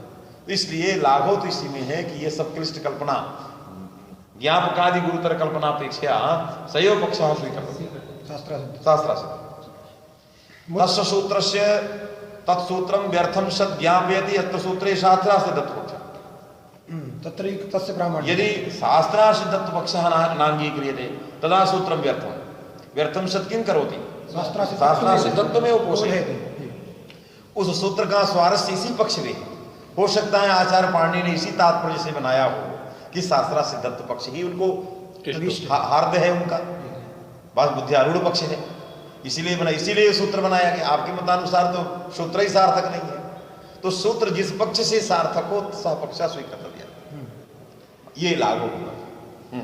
मुत्वस्य असिद्धत्व निषेध सामर्थ्यात् लगा एतद् विषये अर्थात नमूने सूत्र सामर्थ्यात् जी एतत् सामर्थ्यात् तद् विषये उक्त न्याय प्रवृत्ति इति चेत् उक्त न्याय माने देवदत्त हंत्र न्याय असार्वत्रिकः इति चेत् तेन शास्त्रा सिद्धत्वमेव ज्ञापयितुं युक्तम्। इसलिए शास्त्रार्थ क्यों सापक्षा स्वीकर्तव्यः येन यत्पक्षाङ्गीकरणेन कस्यचित् शास्त्रस्य वै अर्थं नागच्छेत्। शैव पक्षः मने आचार्यस्य तस्मिन्नेव पक्षे तात्पर्यं सैव पक्षः आचार्यस्य वर्तते यत् पक्षस्वीकरणे तदीयं किमपि शास्त्रं व्यर्थं न भवति इति तात्पर्यं सूत्रस्य तात्पर्यं। तो सूत्र स्वारस्यवशात् आचार्यस्य स्वारस्यं कल्पते। सूत्र के स्वारस्य से आचार्य का स्वारस्य, तो सूत्र का स्वारस्य बिगड़ रहा है तो आचार्य का भी स्वारस्य नहीं है उसमें। तस्मात् शास्त्रासिद्ध पक्ष ज्ञापने स्वीकरणे महल्लाघवम्। एवं सी भावात् पूर्वम अमी में कहें शी भावात् पूर्वम अदसो असे इति मुत्वे तात्पर एकाराभावेन एति सूत्रम व्यर्थम। पहले उत्तमत्व हो जाएगा अमी आजस, अमी आ अस माने अमु आ अस, ये बन जाएगा। जब ये बन जाएगा तो तात्पर से एकार से भाव बहुवचन से के लिए अलग सूत्र है। एत ईद बहुवचन, तो कभी भी एत ईद एकार से उत्तर ही मिलेगा ही नहीं। एत ईद तात्पर से है कि नहीं, तो एत ईद में आधे बनता है, तो दकार से उत्तर एकार को एकार करना कभी मिलेगा ही नहीं, क्योंकि अमु हो गया। अब दात परत तो एकार मिलना कठिन है क्योंकि उत्तमत्व हो गया, तो दकार से क्योंकि सी भावात पूर्वम, सी भाव की पहले सब कुछ हो जाए, तो सी भाव होगा नहीं कि जो है आधे बने, फिर दकार उत्तर एकार मिले, ये सब हो, ये सब नहीं बनेगा, इसलिए अमी न सिद्ध है। एवं सी भावात् पूर्वम अदसो असे इति मुत्वे तात्पर एकाराभावेन एति इति सूत्रमपि व्यर्थं सत् अत्रैव यापकम्। इसलिए इदमपि सूत्र एति बहुवचने सूत्रं व्यर्थम् अत्रैव शास्त्रासिद्ध पक्षस्यैव ज्ञापकम्। न च तौसत इत्यादि निर्देशात्। पुनः वही हंत न्याय का शरीर बताना चाह रहा है, उसका कितना बड़ा स्वरूप है पास में कि नहीं, क्योंकि देवदत्त स्थान पुनः कश्चित् पदार्थ तस्य हनने तस्य हंतु हनने उन्मज्जनं न भवति, तो हंतुम उद्यतस्य भवति न वा भवति न्यायस्य कीदृशं शरीरम, उस शरीर को ये बताने जा रहे हैं। अब आगे का वर्णन देवदत्त हंत न्याय पे। न च तौसत इत्यादि निर्देशात् देवदत्त हंत्री हत न्यायोपि अनित्येति वाच्यम। क्यों? यदि देवदत्त हंत न्याय सर्वत्र स्यात् तर्हि तौ निर्देशा संगत, क्योंकि आपने नमूने से ज्ञापन करने नहीं दिया अनित्य का, तो हम तौ के निर्देश से ज्ञापन करेंगे कि न्याय अनित्य है। यदि न्याय सार्वत्रिक होता तो तद शब्द से अविभक्ति तिदादि नामस्य स्वरूप ताऔ, यहाँ ताऔ में प्रथमयो पूर्व सवर्णा से पूर्व सवर्ण दीर्घ भी प्राप्त है, वृद्धिरेच प्राप्त है कि नहीं, तो वृद्धि प्राप्त उसको बाधन कौन किया? पूर्व सवर्ण दीर्घ, उसका निषेध किसने किया? नादि। तो वृद्धि का हंता, पूर्व सवर्ण दीर्घ उसका हंता नादि। तो वृद्धि के हंता का हनन करने पर भी वृद्धि का उन्मोचन होता है। वृद्धि हंतु है कि नहीं, तो वृद्धि हंतु होते, वृद्धि के हंता पूर्व सवर्ण दीर्घ का हनन करने पर नादिच द्वारा वृद्धि का उन्मोचन भवति। तो आपने कहा नोन्मज्जनम उन्मज्जनम दृश्यते, इसका मतलब है कि वहां यदि वृद्धि का उन्मज्जन ना हो आपके न्याय से तो तव बनेगा ही, इससे तव निर्देश सामर्थ्यात् कल्पते अयं न्याय अनित्य तस्मात् सभी सिद्ध हो जाएंगे, अमु अमी इत्यादि मनोरथा सब कुछ सिद्ध हो गए, इसलिए लक्ष्य सिद्धि नहीं रहा। हम नच से कार्य सिद्धत्वादी कह रहा है, हम तव का निर्देश मानेंगे, देवदत्त हंत न्याय को अनित्य मानेंगे। उसने कहा तव जो है इस न्याय का विषय ही नहीं है, तव निर्देश के बल पर जिस न्याय को अनित्य बना रहे हो वो न्याय का यहाँ विषय नहीं। न्याय का विषय बने तब न तव बिगड़ेगा, न्याय वहां लगता ही नहीं जिसके बल पर वहां तव निर्देश बिगड़ेगा अनित्य, क्योंकि वो न्याय का विषय नहीं। न्याय से शरीरम कीदृशम असमम उपस्थाप्यम तदनंतरम विचारः कर्तव्यः वृद्धि विषये तव विषये न्यायः प्रवर्तते न वा प्रवर्तते चेत तदा अनित्यत्वं कल्प्यताम् न प्रवर्तते तदा अनित्यत्वस्य कथनं सर्वं व्यर्थम्। न्यायस्य कीदृशं स्वरूपं प्रथमं वक्तव्यम्। पहले न्याय के शरीर को तो बताओ, तव और पूर्व सवर्ण वृद्धि पूर्व सवर्ण दीर्घ नादिज के विषय में लगता है कि नहीं? यदि नहीं लगता तो तव बनी गया, फिर किस अनित्य की चर्चा कर रहे हो? उस न्याय के शरीर को बता रहे। हते देवदत्ते तदहंतरी हतेपि नोन्मज्जनम, ये न्याय का शरीर, यदि न्याय से शरीरम हते, हते शब्द का प्रयोग देवदत्त हंत्री हतन न्याय, तो देवदत्त हंद्रिहतन न्याय में हते देवदत्ते न देवदत्तस्य उन्मज्जनम अस्ति तद अंतरी हते भी तद हंतरि हते अतेपि जी इति न्याय से शरीरम है कि नहीं। हते देवदत्ते नहीं हतत्वारोपे हता देवदत्तः हता नास्ति हतत्वस्य आरोपः वास्तविक अभी मरा ही नहीं, आप मरने का उसमें नाटक किए मरने वाला है, मरे हतत मरने वाला भी नहीं, हतत्वारोप हत नहीं है तो हतत्व का आरोप, वृद्धि हत नहीं है लेकिन आरोप आरोप कर दिया। कार्य सिद्धत्व पक्ष में तो हनन होगा ही ना, आरोप कहाँ होगा, क्योंकि उसमें तो पहले कार्य सिद्धत्व की न्याय से शरीर दो उसके मत में तो न्याय के शरीर में व्यर्थ ही हो जाएगा ना, वो उसका ज्ञापन मत बन न्याय किसी के मत में भिन्न भिन्न नहीं है। दो ही तो काम करेगा, या तो शास्त्र असिद्ध करेगा न्याय के द्वारा भी। हाँ। न्याय का शरीर क्या है, इसके मत में न्याय यह है, उसके मत नहीं में गुरुजी, न्याय क्या न्याय है? से द्वैविध्य आकाश्वर ने दीर्घा ने पहले उसको वृद्धि को नाश कर दिया, लग नाश तो गया नहीं किया, कहाँ नाश? क्यों मारने के लिए चल रहा था, कहाँ चल रहा था, फिर तो पीछे भी ऐसे लगा, पीछे तो नहीं लगा, ऐसे चल रहा था, कहाँ चल? ऐसे थोड़ी ना कि यहाँ चल रहा था वहां मार दिया रोरी में। वृद्धौ प्राप्तौ सत्याम पूर्व सवर्ण दीर्घस्य निषेधा। प्राप्त तो सत्य में कौन कह रहा है, कार्य सिद्धि पक्ष में तो पहले प्राप्ति कहाँ करेगा, क्योंकि पहले वहां कार्य वहां पूर्वत्रा सिद्धम का विषय नहीं है, सब सभासत्ताध्यायी है। अच्छा वृद्धिरेच भी सभा 6वें अध्याय, पूर्व सवर्ण दीर्घ 6वें अध्याय, नादि 6वें अध्याय। तो भी हो तो भी पहले तो ये बताओ वहां क्या कार्य सिद्धत्व, क्या शास्त्र सिद्ध? ये शास्त्रा सिद्ध कार्य सिद्ध तो सपादी त्रिपादी त्रिपादी त्रिपादी के विषय में होता है, इसलिए ये सब वहां नहीं लगाना, वहां केवल न्याय के शरीर को उपस्थापित करना। जैसे ही कार्य सिद्धत्व शास्त्र सिद्धत्व किए कि ग्रंथ गया, क्यों वहां इस पूर्वत्रा सिद्धम जत्र जत्र पूर्वत्रा सिद्धम प्रवर्तते तत्र पक्षद्वयमाशंकरी, जत्र पूर्वत्रा सिद्धमेव न प्रवर्तते तत्र पक्षत्रयम पक्ष चतुष्टयम इति शंका न कर्तव्य। इसलिए वृद्धेः हन्तुम वृद्धिम हन्तुम उद्यतस्य हनने वृद्धेः उन्मज्जनम। बात समझे कि नहीं? तो वृद्धौ प्राप्तौ सत्याम बाधा, क्योंकि केवल प्रसंग मात्रम, इसका कौन वृद्धि ही प्रसंग मात्रम, वृद्धि का केवल प्रसंग है, प्राप्ति मात्र, इसलिए हत नहीं। पहले वृद्धि हो गई, वृद्धि होने के बाद प्रथम पुरुष दीर्घ उसको कहे कि नहीं वृद्धि नहीं होती, फिर नादिज कहे नहीं तुमको पुरुष दीर्घ नहीं होता, ये सब नहीं है। शास्त्रों की केवल प्रसंग है, वहां प्राप्ति है। ताऔ वृद्धे प्राप्ति प्राप्तौ एव पूर्व सवर्ण दीर्घस्य निषेधा। वृद्धि के प्राप्ति में ही पूर्व सवर्ण दीर्घ का निषेध है।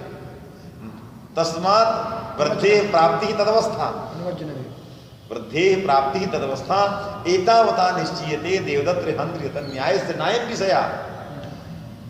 क्यों देवदत्त हंत्रियत न्याय से शरीरम कीदृशम हते देवदत्ते नहीं हतत्वारोपे देवदत्ते, हतत्वारोपे तो सुतराम, हते देवदत्ते देवदत्तस्य उन्मज्जनं न भवति, हतत्वारोपे देवदत्तस्य सुतराम उन्मज्जनं भवति। नहीं मरा है, मरने का नाटक करो तो हो पैदा ही हो जाए, उठ ही जाए। सांस रोक लिया, आप मार रहे, उसने अपनी सांस रोक लिया, आपने सोचा मर गए, रामलीला मर गया तो आएगा ही। बात समझी कि नहीं? चलिए बंद करो जी, हो गया। हते देवदत्ते तदंतरी हते भी नोन्मज्जनम हतत्वारोपे तु सुतराम सुतराम हन्तुम उद्यतस्य हननेतु उज्जीवनम अस्ति न्याय से, ये पूरा न्याय का है। हन्तुम उद्यतस्य हनने जन्म उन्मज्जनम अस्ति, तो हन्तुम उद्यतस्य हनने उन्मज्जनम अस्ति न्याय का इतने बड़े शरीर में हन्तुम उद्यतस्य हनने उन्मज्जनम अस्ति, इसके अंदर तव प्रवेश है। बात समझे? ये तव है उसके अंदर, उन्मज्जनम अस्ति, इतना बड़ा न्याय का पूरा शरीर, इसके अंदर कहीं उन्मज्जन होता है कहीं नहीं होता। तो हते उन्मज्जनं न भवति, हन्तुम उद्यतस्य उन्मज्जनं भवति। तो हन्तुम उद्यतस्य का उदाहरण तव है, और जहां उन्मज्जन नहीं होता उसका जो है कार्य वाला सपादी और त्रिपादी वाला झगड़ा है। बात समझे कि नहीं जी? इसलिए आप तव के निर्देश पर नहीं कह सकते, क्योंकि न्याय के अंदर दूसरा अंश जो है उसका वो है निर्देश। न्याय के अंदर हन्तुम उद्यतस्य हनने उन्मज्जनम अस्तेव, इस न्याय के शरीर में जो फलित हो रहा है उसका वो उदाहरण है, उद्यत को बताने के लिए है कि नहीं? न कि जो है ये है उन्मज्जनम तो भवति देवदत्त हंतरि हतन, देवदत्त से हंतरि हते, तो देवदत्त हता हता अतएव देवदत्त से हंतरि, यदि देवदत्त हतः देवदत्त न स्यात् तर्हि अयं देवदत्त से हंता इति व्यवहारः कथं संगच्छेत्। ये देवदत्त का हंता है, तब हंता तब कहा जाएगा जब वो हत हो जाए, और जब मरा ही नहीं तो क्या हंता। मारने के लिए प्रयास कर रहा है, प्रयास करने वाले को हंता नहीं कहते, हंता तब कहते हैं जब प्रहार कर दिया, मार डाला। लग गया जी। चलिए जी।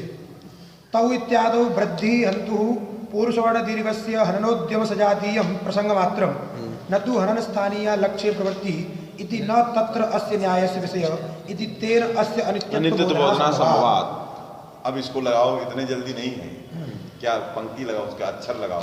तौ इत्यादौ वृद्धि हन्तु पूर्ववर्ण दीर्घस्य, वृद्धि हन्तु पूर्ववर्ण अरे दीर्घस्य वृद्धे यह हंता तस्य, पूर्ववर्ण दीर्घस्य, तो वृद्धि का हंता जो पूर्ववर्ण दीर्घ, तो वृद्धि तस्य हन्तु हननोद्यम पूर्ववर्ण सजातीयं। दीर्घस्य, हन्तु में षष्ठी और पूर्ववर्ण दीर्घ का विशेषण है। जी।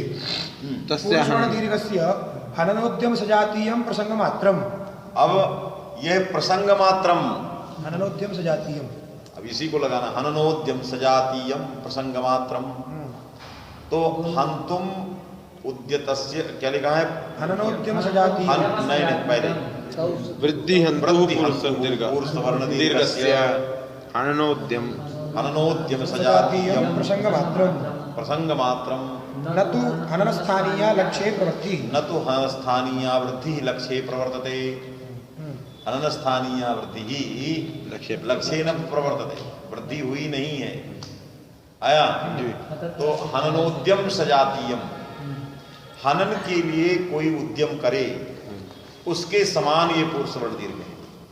हाँ, यह पूर्ववर्ण दीर्घ क्या है, हननोद्यम सजाती सजाती है, मारने का कोई प्रयास नहीं। प्रयास करें, प्रयास नहीं, मारा नहीं है वृद्धि को, यह अयम पूर्ववर्ण दीर्घ स्वरूपम हननोद्यम सजातीयम, ये हनन का जो उद्यम है सजातीय उसके है। सजातीय ही ये, अर्थात प्रसंग मात्रम, ज्ञान मात्र, ये केवल प्राप्ति मात्र है।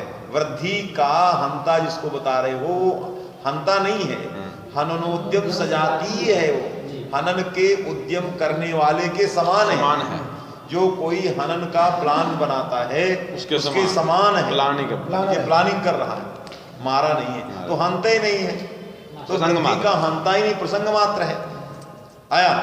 इसलिए देवदत्त न्याय वैसा ही नहीं है, इसलिए देवदत्त हंत न्याय से नायम विषय न तु हननोद्यम सजातीयं प्रसंग मात्रं प्रसंग मात्र, न तु हनन स्थानीय लक्ष्ये प्रवृत्ति, हनन स्थानीय वृद्धि, हनन स्थानीय वृद्धि लक्ष्ये न प्रवृत्ति, लक्ष्ये न तु हनन हनन स्थानीय वृद्धि, बद्धे लक्ष्ये न तो प्रवृत्ति, हनन स्थानीय, न तो हनन स्थानीय प्रवृत्ति ही वर्तते, हनन स्थानीय को प्रवृत्ति मिलेगा, हनन स्थानीय प्रवृत्ति ही लक्ष्ये नास्ति, हनन स्थानीय प्रवृत्ति कस्य पूर्ववर्ण दीर्घस्य, पूर्ववर्ण दीर्घस्य, पूर्ववर्ण दीर्घस्य केवलम प्रसंगा, हनन स्थानीय प्रवृत्ति ही लक्ष्ये नास्ति।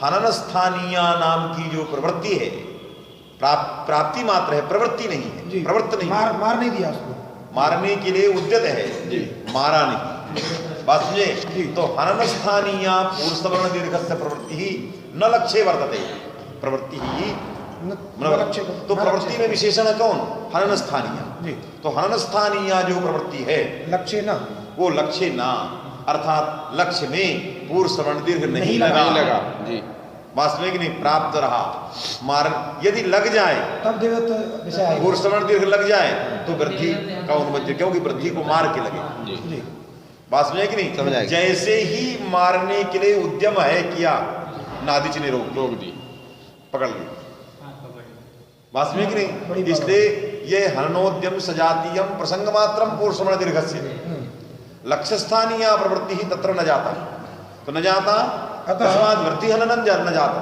वृद्धि का हंता नहीं, जब नहीं हुआ तो देवदत्त न्याय से न्याय विषय, न विषय, तस्मात् इस न्याय को अनित्य कैसे कर सकते, जब न्याय का विषय नहीं तो इसकी अनित्य की बात नहीं कर सकते, क्योंकि न्याय का विषय रहे तब नित्यानित्य की बात आए।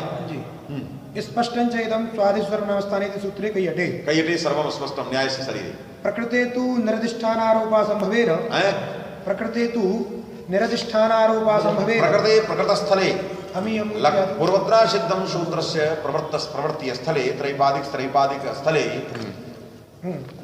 निरधिष्ठान आरोपस्य संभवात् अधिष्ठान मंतरा आरोपः न संभवति आरोप करनाय अधिष्ठान अपेक्षा पूर्वं कार्यं कर्तव्यम् इसलिए आप असिद्धत्व का जो आरोप करोगे उस असिद्धत्व के आरोप के लिए अधिष्ठान आवश्यक है कार्य रूप अधिष्ठान अर्थात अधिष्ठान क्या करोगे लक्ष्य में कार्य का होना अनिवार्य है तो रोरी का लोप होना अनिवार्य है अदसो से धादुर्दोमा का उत्तमत्व होना अनिवार्य है तो उत्तमत्व रूप अधिष्ठान में असिद्धत्व का आरोप करोगे यदि उत्तमत्व करोगे ही नहीं तो आरोप कहाँ करोगे क्यों अधिष्ठान के बिना आरोप होता नहीं ब्रह्मणि प्रपंच से आरोपः यदि ब्रह्मरूप अधिष्ठानम न स्यात् को आरोपः ब्रह्म में आप प्रपंच आरोप करते हो तो वो प्रपंच जो मिथ्यात्व है उसमें आरोपित है तो रहेगा ही नहीं तो किसका आरोप करो तो इसलिए कहा गया है कि अधिष्ठान इसलिए अधिष्ठान का ही विचार है वहां का अधिष्ठान वेदांत का पारिभाषिक अधिष्ठान को वहां पारिभाषिक क्यों अधिष्ठान ब्रह्म है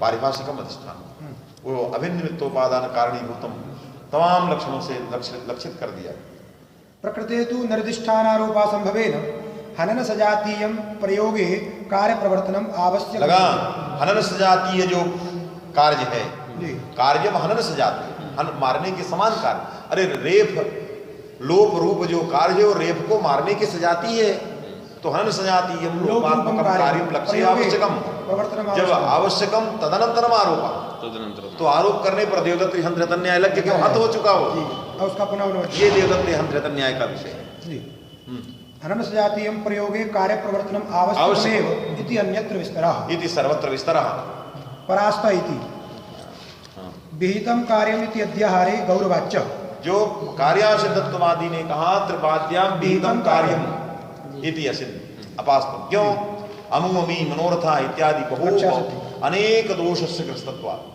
कार्यम तत्र न देयम त्रिपादी शास्त्र प्रसिद्धम इति वक्तव्यम तो विहितम कार्यम सिद्धम जो उसने कहा था कि कार्य पहले विहित हो जाए तब सिद्ध का आरोप करें इसमें बहुत सारे दोष हैं इसलिए कहा यह ग्रंथ प्राचीनों का अपास्त है विहितम कार्यम इत्यध्याहारे गौरवाच्य विहितम कार्यम इत्यध्याहारे क्यों कार्य सिद्धत्व पक्ष में विहितम कार्यम का अध्याहार करना त्रिपाद्याम विहितम कार्यम किंच त्रिपादी शास्त्रम तद्धि विधाने करणं न तु अधिकरणं त्रिपाद्याम विहितम कार्यम आप इस प्रकार की संस्कृत आपकी गलत है आप प्राचीनों ने सिद्धांत तो असंगत ही है पर भाषा में भी आपका कमांड नहीं है कि नहीं माने सिद्धांत तो आपका असंगत प्राचीनों का प्राचीन कार्य सिद्धत्ववादी जो सिद्धांत वो तो असंगत है लक्ष्य दोष भाष्य विरुद्ध किंतु संस्कृत भाषायाम भवताम अधिकारः न वर्तते कमांड माने अधिकार त्रिपादी शास्त्र कमांड को क्या कहते हैं अधिकार आपका कमांड नहीं अनुशासन अनुशासन तो भाषायाम नायम अधिकारः भवताम क्यों विधान क्रिया के पर त्रिपादी करण है अधिकरण नहीं आपके अनुसार अधिकरण तो त्रिपाद्याम में शब्द नहीं के लिए अधिकरण ही नहीं है त्रिपाद्याम विहितम कार्यम में त्रिपाद्याम विधान क्रिया का करण है वो करण तो करण में अधिकरण सप्तमी आती है तृतीय आती तो फिर कैसे सप्तमी लिखा त्रिपाद्याम तो विहितम कार्य विहितम के प्रति तत्करणम नत्वधिकरण तस्मात् सप्तमी जो लिख दिया त्रिपाद्याम ये भी भाषा संगत किंच त्रिपादी शास्त्रम तद्धि विधाने करणम न लगा अधिकरणम कार्य विधान में त्रिपादी करण है अधिकरण नहीं त्रिपाद्या विहितम कार्य लिखना चाहिए आपको संस्कृत लिखना चाहिए त्रिपाद्या विहितम क्योंकि त्रिपादी शास्त्र ही विधान करते हैं उन शास्त्रों में क्या विधान करो अरे लक्ष्य अधिकरण है सप्तमी तो लक्ष्य में जाएगा लक्ष्य विहितम कार्य कहना त्रिपाद्याम विहितम कार्य तो त्रिपाद्या लक्ष्य विहितम कार्य वक्तव्य तस्मात् भाषा संगता त्रिपाद्याम विद्यमानेन शास्त्रेण कार्यमिति व्याख्याने अब जब कहो कि हम दूसरी क्रिया लाएंगे त्रिपाद्याम विद्यमान विद्यमान का अधिकरण बनाए त्रिपाद्याम विद्यमानेन त्रिपाद्याम जद विद्यमान तेन विद्यमानेन शास्त्रेण विहितम जद कार्य तदसिद्धम ये व्याख्याने तो ये सब क्लिष्टता जोड़ का तगोड़ है इत्यपि बोध्यम अंड बंड की संस्कृत अपना शुद्ध कर रहे हैं अशुद्धि तो वही है अब अशुद्धि को छिपाने के लिए एक मिथ्या को 50 मिथ्या लगाना है कि नहीं एक झूठ में 50 तुमको दे देंगे हो गया विवरण बताइए कल कारिका है हयाम यमा हयः एते स्वासानुप्रदाना अघोषाश्च विवरणवते कंठम तो कंठम कंठम मैंने कंठम विवरणवते है कि नहीं। तो विवरणवते का हो गया कंठम कर्म हो। विवारः एषां प्रयत्न विवरणवते कंठम मने एषां वर्णानां विवारः प्रयत्न विवार श्वास घोष जी एक देश का निर्देश है विवार श्वास घोष एतेषां वर्णानां विवार प्रयत्न हाँ वर्ग हयाम विवाह यमा हया कपो विसर्गः सरेव एते श्वासानुप्रदाना तो श्वासा से श्वास हो गया अनुप्रदाना से श्वास विवार श्वास और अघोष ले लीजिए जी और विवरणोते से विवार ले लीजिए तो एते साम वर्णानाम विवारः प्रयत्नम में विवार श्वास घोषा जी वर्ग यमगा इति वर्गगा यमगा वर्गगा यमगाश्चेत्यर्थः क्योंकि वर्ग यमगा में द्वंद्व के अंत में गा है जी दोनों के उसका दोनों के साथ अन्वय करें तो वर्ग भी हो गया यमक भी हो गया। वर्ग में आने वाले को वर्ग कहते हैं और वर्ग का जो चौथा पांचवा अक्षर है उसके समान जो अक्षर होगा पंचम पड़े रहते उसको यम कहते हैं। आया कि नहीं। तो उस वर्ग के अंदर जो है यम भी है और वर्ग के अंदर जो है जो पंचम इत्यादि अक्षर वर्ग के तो वर्ग माने वर्गे प्राप्त ले यदि वर्ग का और यमग माने यम में जो प्राप्त है वो यमग है। कादय इति लोक प्रसिद्ध पाठापेक्षमिदं कादय में कादयो का है आदि में जिसके माँ है अवसान में अंत में जिसके तो अयुण सूत्र जो अक्षर समामना है उसके आदि में का तो है नहीं जी न उसके अवसान में माँ है तो फिर कादेव माँ अवसाना है कैसे लगेगा। तो कहा लोक प्रसिद्ध पाठापेक्ष है लोक में जिस पाठ की अत्यंत प्रसिद्धि है उसकी अपेक्षा कादी और माँ अवसान मिल सकता है। तो लोक में प्रसिद्ध पाठ क्या है काखा का वर्ग का पाठ वर्ग है 5 वर्ग है कि नहीं। इनमें कादी और माँ अवसानत्व जो है मिल जाएगा। हो सकता है 5 वर्गों में क्योंकि ये भी लोक प्रसिद्ध पाठ है जी और आयुण रिलिक जो है लोक प्रसिद्ध नहीं शास्त्र प्रसिद्ध मैंने शास्त्र में व्याप्त है लोक में इसकी प्रसिद्धि नहीं तो जितने अंग्रेजी मीडियम वाले इस वर्णमाला को पढ़ाते लेकिन ये वर्णमाला उस लोक में नहीं प्रसिद्ध है वो यही पढ़ाते हैं के फिर के एच ए यही ना पढ़ाते खा का खा मैंने के पढ़ाए के एच ए पढ़ाए जी जी जे जी पढ़ाए जी एच ए पढ़ाए ये सब जो है पढ़ाते हैं का खा गा उसका लिपि बदल देते हैं उच्चारण तो वही दक्षिण में जाओ तो सारे गणानाम तो उनकी भाषा में लिखेंगे लेकिन जो बोलते हैं तो वही बोले बस भाषा है उससे लिपि है उनको पढ़ने में वो अच्छा उसी तरह अंग्रेजी में भी है। अब अंग्रेजी में तो बहुत सारा ही चल गया सब हिंदी उसी तरह लिख देते हैं कुछ करने जैसे को लिखना है तो को ही लिख दिया अंग्रेजी के लिख दिया। व्हाट्सएप वालों ने तो पूरा अनुवाद कर व्हाट्सएप वालों ने तो ऐसा कर दिया कि पूरा अनुवाद वही भाषा चल अनुवाद उसका कोई अवान्तर नहीं लिपि कर दिया। लोक प्रसिद्ध पाठापेक्षमिदं लेकिन यह अंग्रेजी काम नहीं करेगी। आप विदेश में जाएंगे तो आप इससे नहीं काम चलेंगे क्योंकि जब आप बोलेंगे तो समझे नहीं करेंगे आप बोलेंगे कि को बोलेंगे वो नहीं समझेगा उसको तो दूसरा ही बोलना पड़ेगा। वो हिंदी है खाली हिंदी है और हिंदी की लिखने की लिपि हो गई तो लोक प्रसिद्ध पाठापेक्षया इदं कादेव मावसाना इति वाक्यम चतुर्दश सूत्र्यां मावसानत्वा योगात् चतुर्दश सूत्र्यां चतुर्दशानां सूत्राणां समाहारः चतुर्दश सूत्र्यां कादित्व मावसानत्वस्य योगात् न कादित्व मिलेगा न मावसानत्व मिलेगा। इसलिए हमको लोक प्रसिद्ध पाठ में जाना चाहिए। अर्ध विसर्गे इति काखा इति कथाभ्यां प्राग अर्ध विसर्ग सदृशः जीवा मिली तो अर्ध विसर्ग सदृश अर्ध विसर्ग के सदृश तो सादृश्य क्या है उच्चारणे लेखने क्योंकि अर्ध विसर्ग ही जीवामूली है उसके सदृश क्या उच्चारण हो गया उसका हमने उच्चारण किया तो ये हमारा जो उच्चारण कृत सादृश्य ले लिया उसके समान ही उच्चारण वास्तविक नहीं उच्चारण और लेखन दोनों क्योंकि शिक्षायां यह अर्ध विसर्ग आसीत् तत्सदृशः अस्माभिः अर्ध विसर्ग उच्चारिता तो सादृश्यम उच्चारण कृत जो है सही यादृशम उच्चारणम तस्य भवति तादृशम उच्चारणम अस्माभिः कृतम तो उच्चारण कृत या लिप्यादि ना लेखन कृत जैसी लिपि वहां लिखी थी वैसी लिपि हमने लिख दी आया इसलिए अर्ध विसर्ग सदृश कर तो लेखने उच्चारणे च सादृश्यम बोध्यम सादृश्यम उच्चारणे लेखने च बोध्यम सदृश लोक प्रसिद्धेति अच्छा ये मूल है मूल हो गया लोक प्रसिद्धेति त्रिभिश्च मध्यमैः वर्गैः इति भाष्यपर्यालोचनया क ख ग घ ङ इत्यादीनामपि अनादित्वमिति भावः। त्रिभिश्च मध्यमैः वर्गैः, मध्यम तीन मध्य के वर्ग, का और माँ के बीच में तीन मध्यम वर्ग, भाष्यकार ने ऐसा लिखा। त्रिभिश्च मध्यमैः वर्ग, मध्यमयी त्रिभिः वर्ग, तो पहला वर्ग क वर्ग है, अंतिम वर्ग प वर्ग है, बीच के तीन बच गए। वो जो तीन मध्यम वर्ग हैं उनके लिए भाष्यकार ने कुछ विचार किया। तो यदि ये वर्ग जो है अनादि नहीं होते तो भाष्यकार आदि का जो प्रयोग है, प्रयोग कैसे चलता? त्रिभिश्च मध्यमैः वर्ग, क्यों अक्षर समाम्नाये चतुर्दश सूत्र्याम त्रिभिश्च मध्यमैः वर्ग थी प्रयोग संगत, क्योंकि चतुर्दश अक्षर समाम्नाय में कहीं भी त्रिभिश्च मध्यमैः वर्ग मिलेगा ही, तो भाष्य पर्यालोचन संगत हो। तो उस भाष्य के विचारों से सुस्पष्ट लग रहा है यह जो व्यवहार था कवर्ग पवर्ग चवर्ग कवर्ग का, ये सारा का सारा व्यवहार जो है अनादि था, अनंत अनादिकाल से चलने वाली ये परंपरा थी। यह त्रिभिश्च मध्यमैः वर्ग के भाष्य की जब हम पर्यालोचना में व्याख्या करते हैं, या भाष्यकार ने जो इस भाष्य की व्याख्या की है, उस व्याख्या के अनुसार निश्चित रूप से इस वर्ण समाम्नाय, इस वर्णमाला को भी हम अनादि वर्णमाला है कि नहीं? कहाँ से का खा का गंगा का क्रम आया है? आरंभ कहाँ से हुआ है? का के बाद हम चाह नहीं लेते, खा ही लेते, बदल दें? नहीं बदल सकते। किसने इसको निकाला, कहाँ से निकाला, कैसे निकाला, अद्यावधि इसका कहीं कोई पता नहीं चला, है कि नहीं?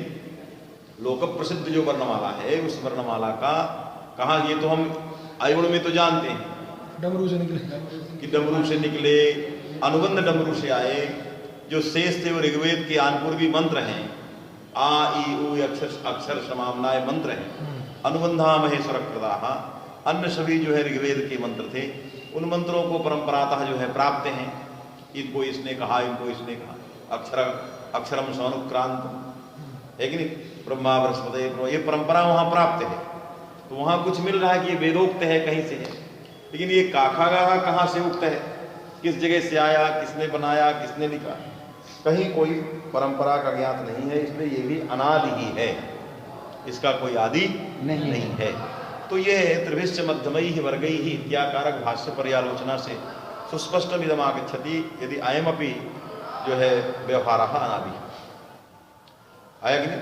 इसलिए व्यास जी के काल में भी ये था, माने पुराणों में भी ये बात थी, ये बात पतंजलि जी की भी पहले थी। पतंजलि जी की बहुत पहले भगवान वेद व्यास जी आए, उन्होंने भी वर्णमाला का प्रयोग किया, स्पर्शेष्वित षोडशमे के कादेव मासाना, तो वेद व्यास जी भी इसी वर्णमाला का प्रयोग, उसके पहले और रहे होंगे वहां भी वर्णमाला का प्रयोग। तो इस वर्णमाला का अनंत अनादिकाल से प्रयोग आ रहा है, इसका अद्यावधि कोई पता नहीं। पद्म पुराण में इनके विषय में कुछ अव्यक्त जो है संकेत प्राप्त है, कुछ अग्नि पुराण में भी कुछ अव्यक्त संकेत प्राप्त है। तो अग्नि पुराण आदि जब पढ़ेंगे तो उससे कुछ सुस्पष्ट है, क्योंकि अग्नि पुराण का एक खंड ही है व्याकरण।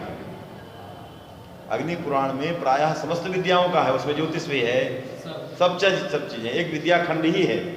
तो अग्नि पुराण के अंदर जो ये वर्णमाला है उसमें कुछ संकेत अव्यक्ततया तो स्पष्ट उसमें भी नहीं। पद्म पुराण में भी सृष्टि खंड में, वहाँ पद्म पुराण में बहुत सारे खंड हैं, उसमें जो है सृष्टि खंड में ये कुछ उल्लेख आता है।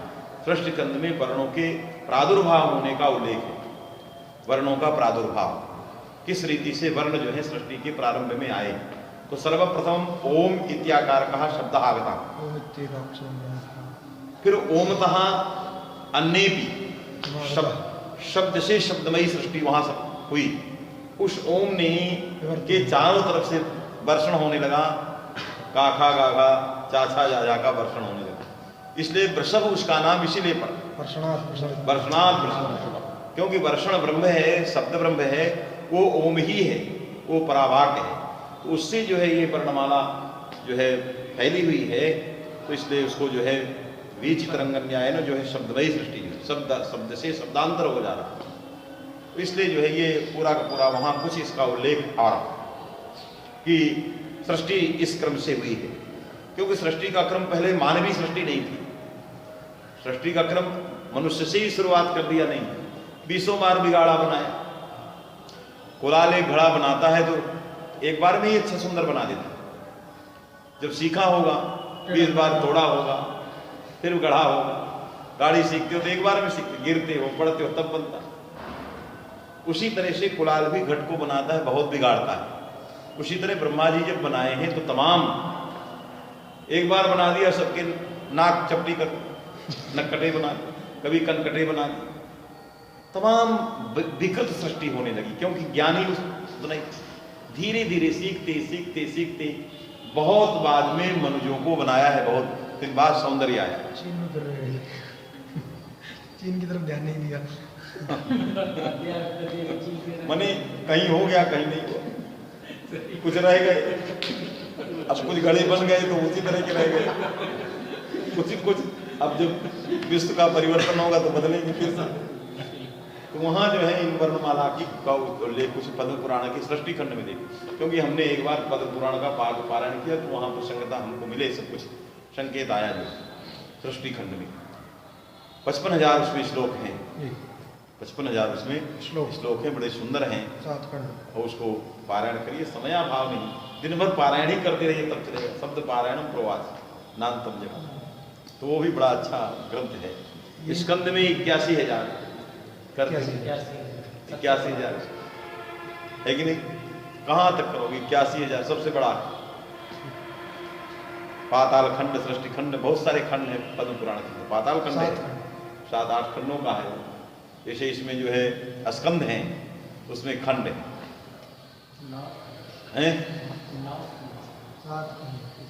अब खंड तो ज्यादा नहीं मुझे कितने हैं, लेकिन खंडों में है, पाताल खंड है, सृष्टि खंड है, ऐसे तमाम खंड उसमें आए हुए। स्कंद में जो भी आया हो संहिता है, स्कंद में संहिता है। स्कंद में संहिता आ गई।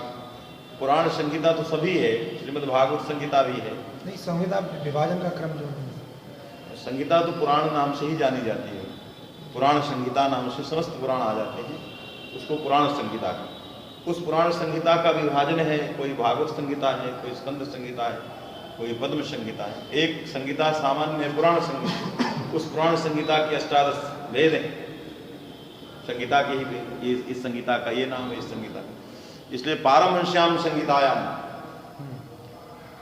और स्कंद में संहिता नहीं, खंड ही है, क्योंकि इति स्कंद पुराणे रेवा खंडे, काशी खंडी उसमें श्री सत्यनारायण की जब कथा पढ़ते हैं तो लिखा है श्री इति स्कंद पुराणे रेवा खंडे सत्यनारायण कथायाम तृतीयोऽध्याय स्कंद पुराण पद्म पुराण वृंदावन बिहारी नमः।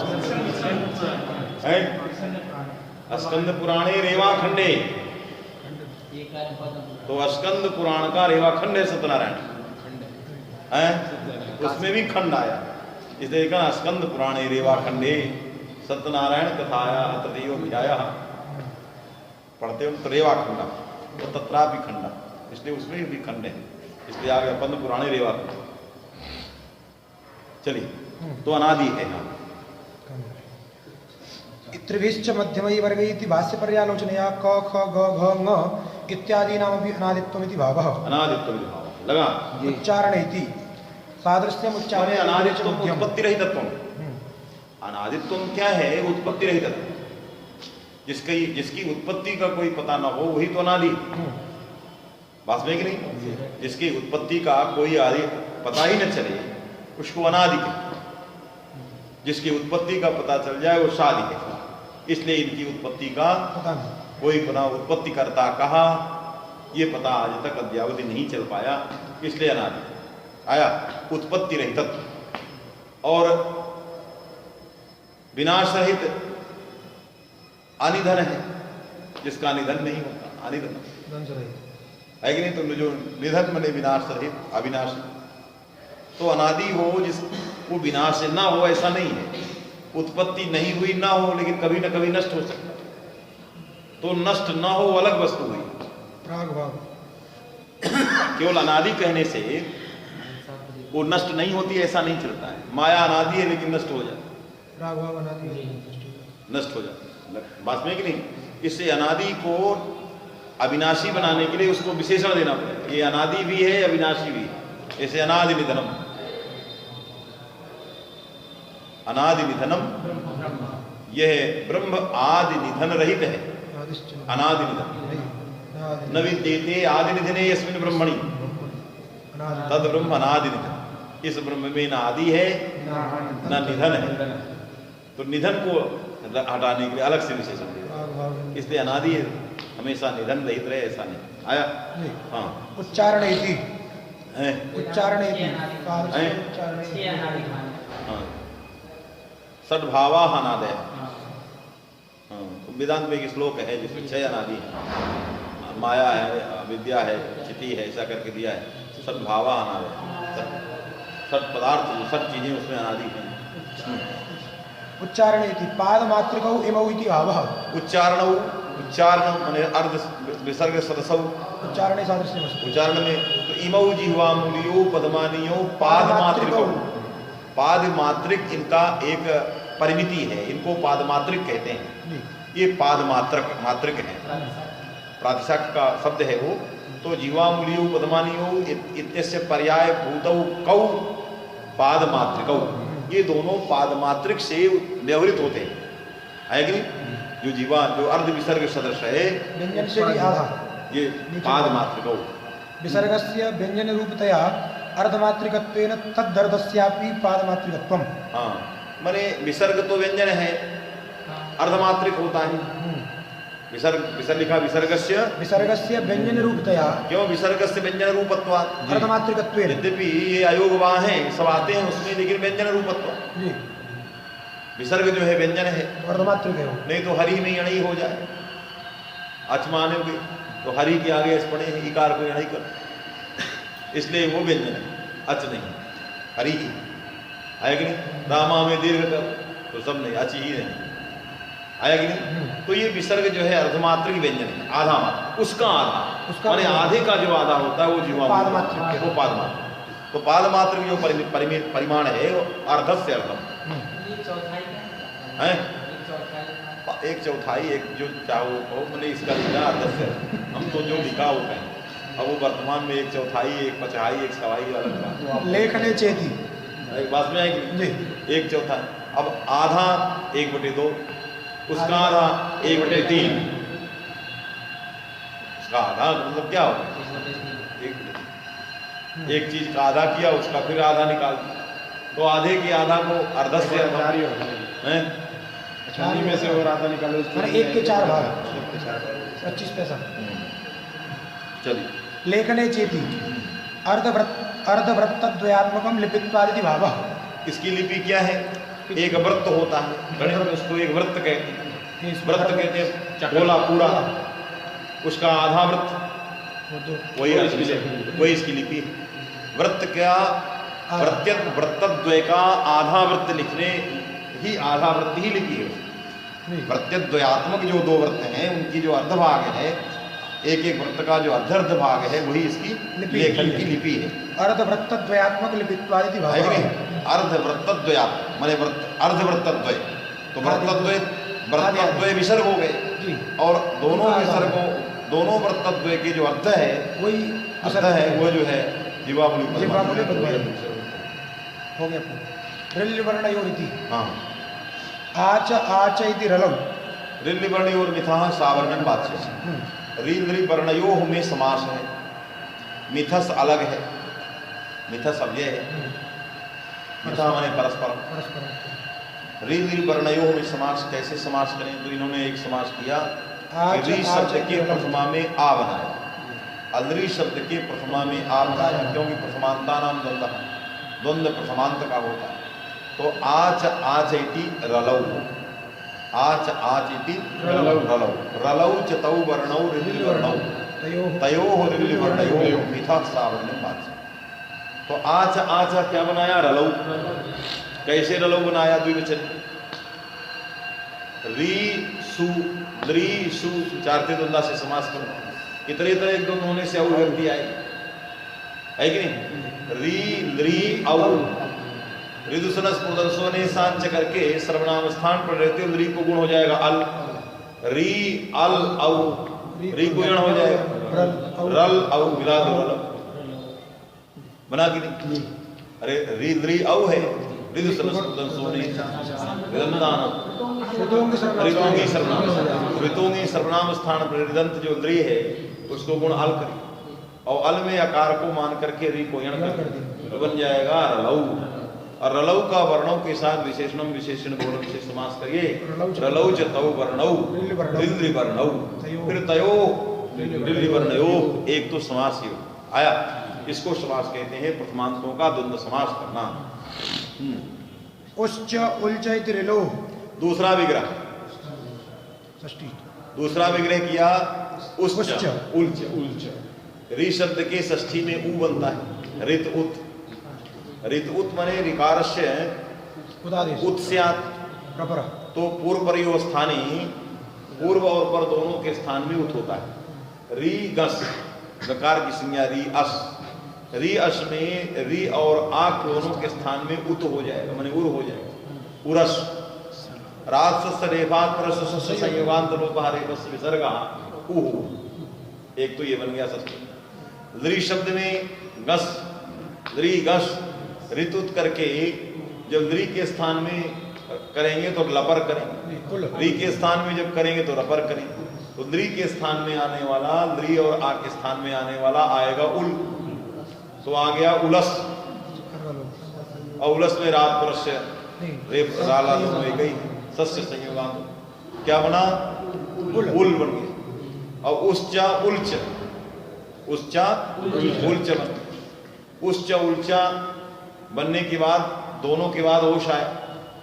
री नरी ओश, और ओश को मान करके नरी को यण हो गया अल्लाह। रिलोश शकार का रुत्विसर हो गया रिलो।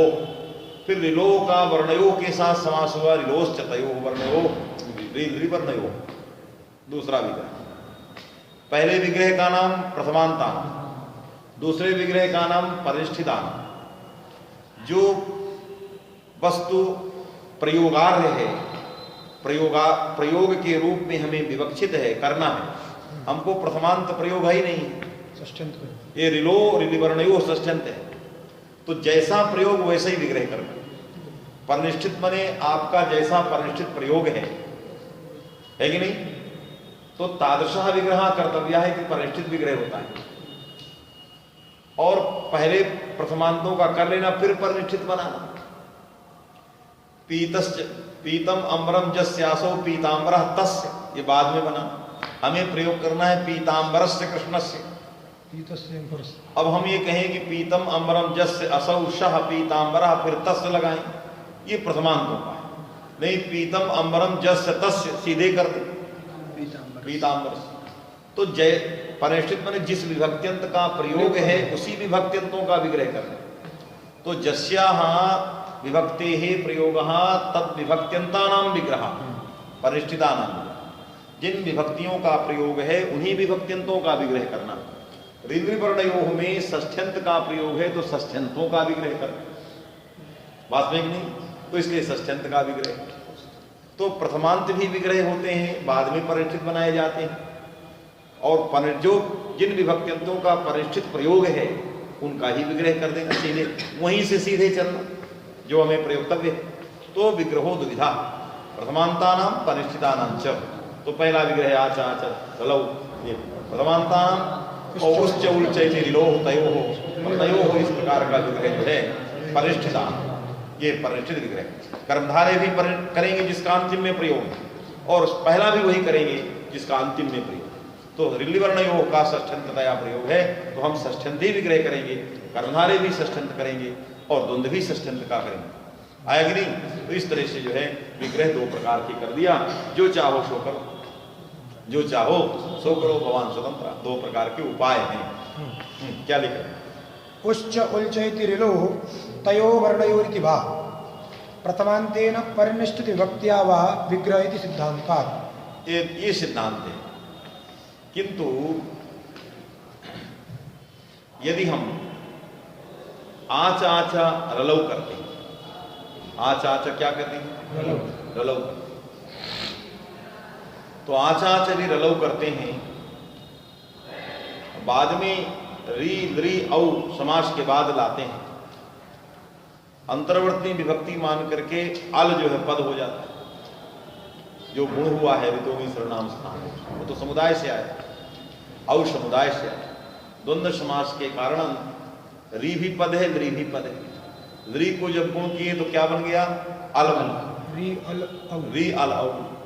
अब इस प्रकार के द्वंद्व में भी यहाँ कर देते हैं। तो एक भाष्य है लण सूत्रे अकारस्य, लण सूत्र का भाष्य है नहीं पदांता परे अणः संति, ये भाष्य नहीं पदांता परे अणः संति। भाष्य का मतलब क्या हुआ? नहीं पदांता परे अणः संति। भाष्य से किन तात्पर्य न ज्ञान।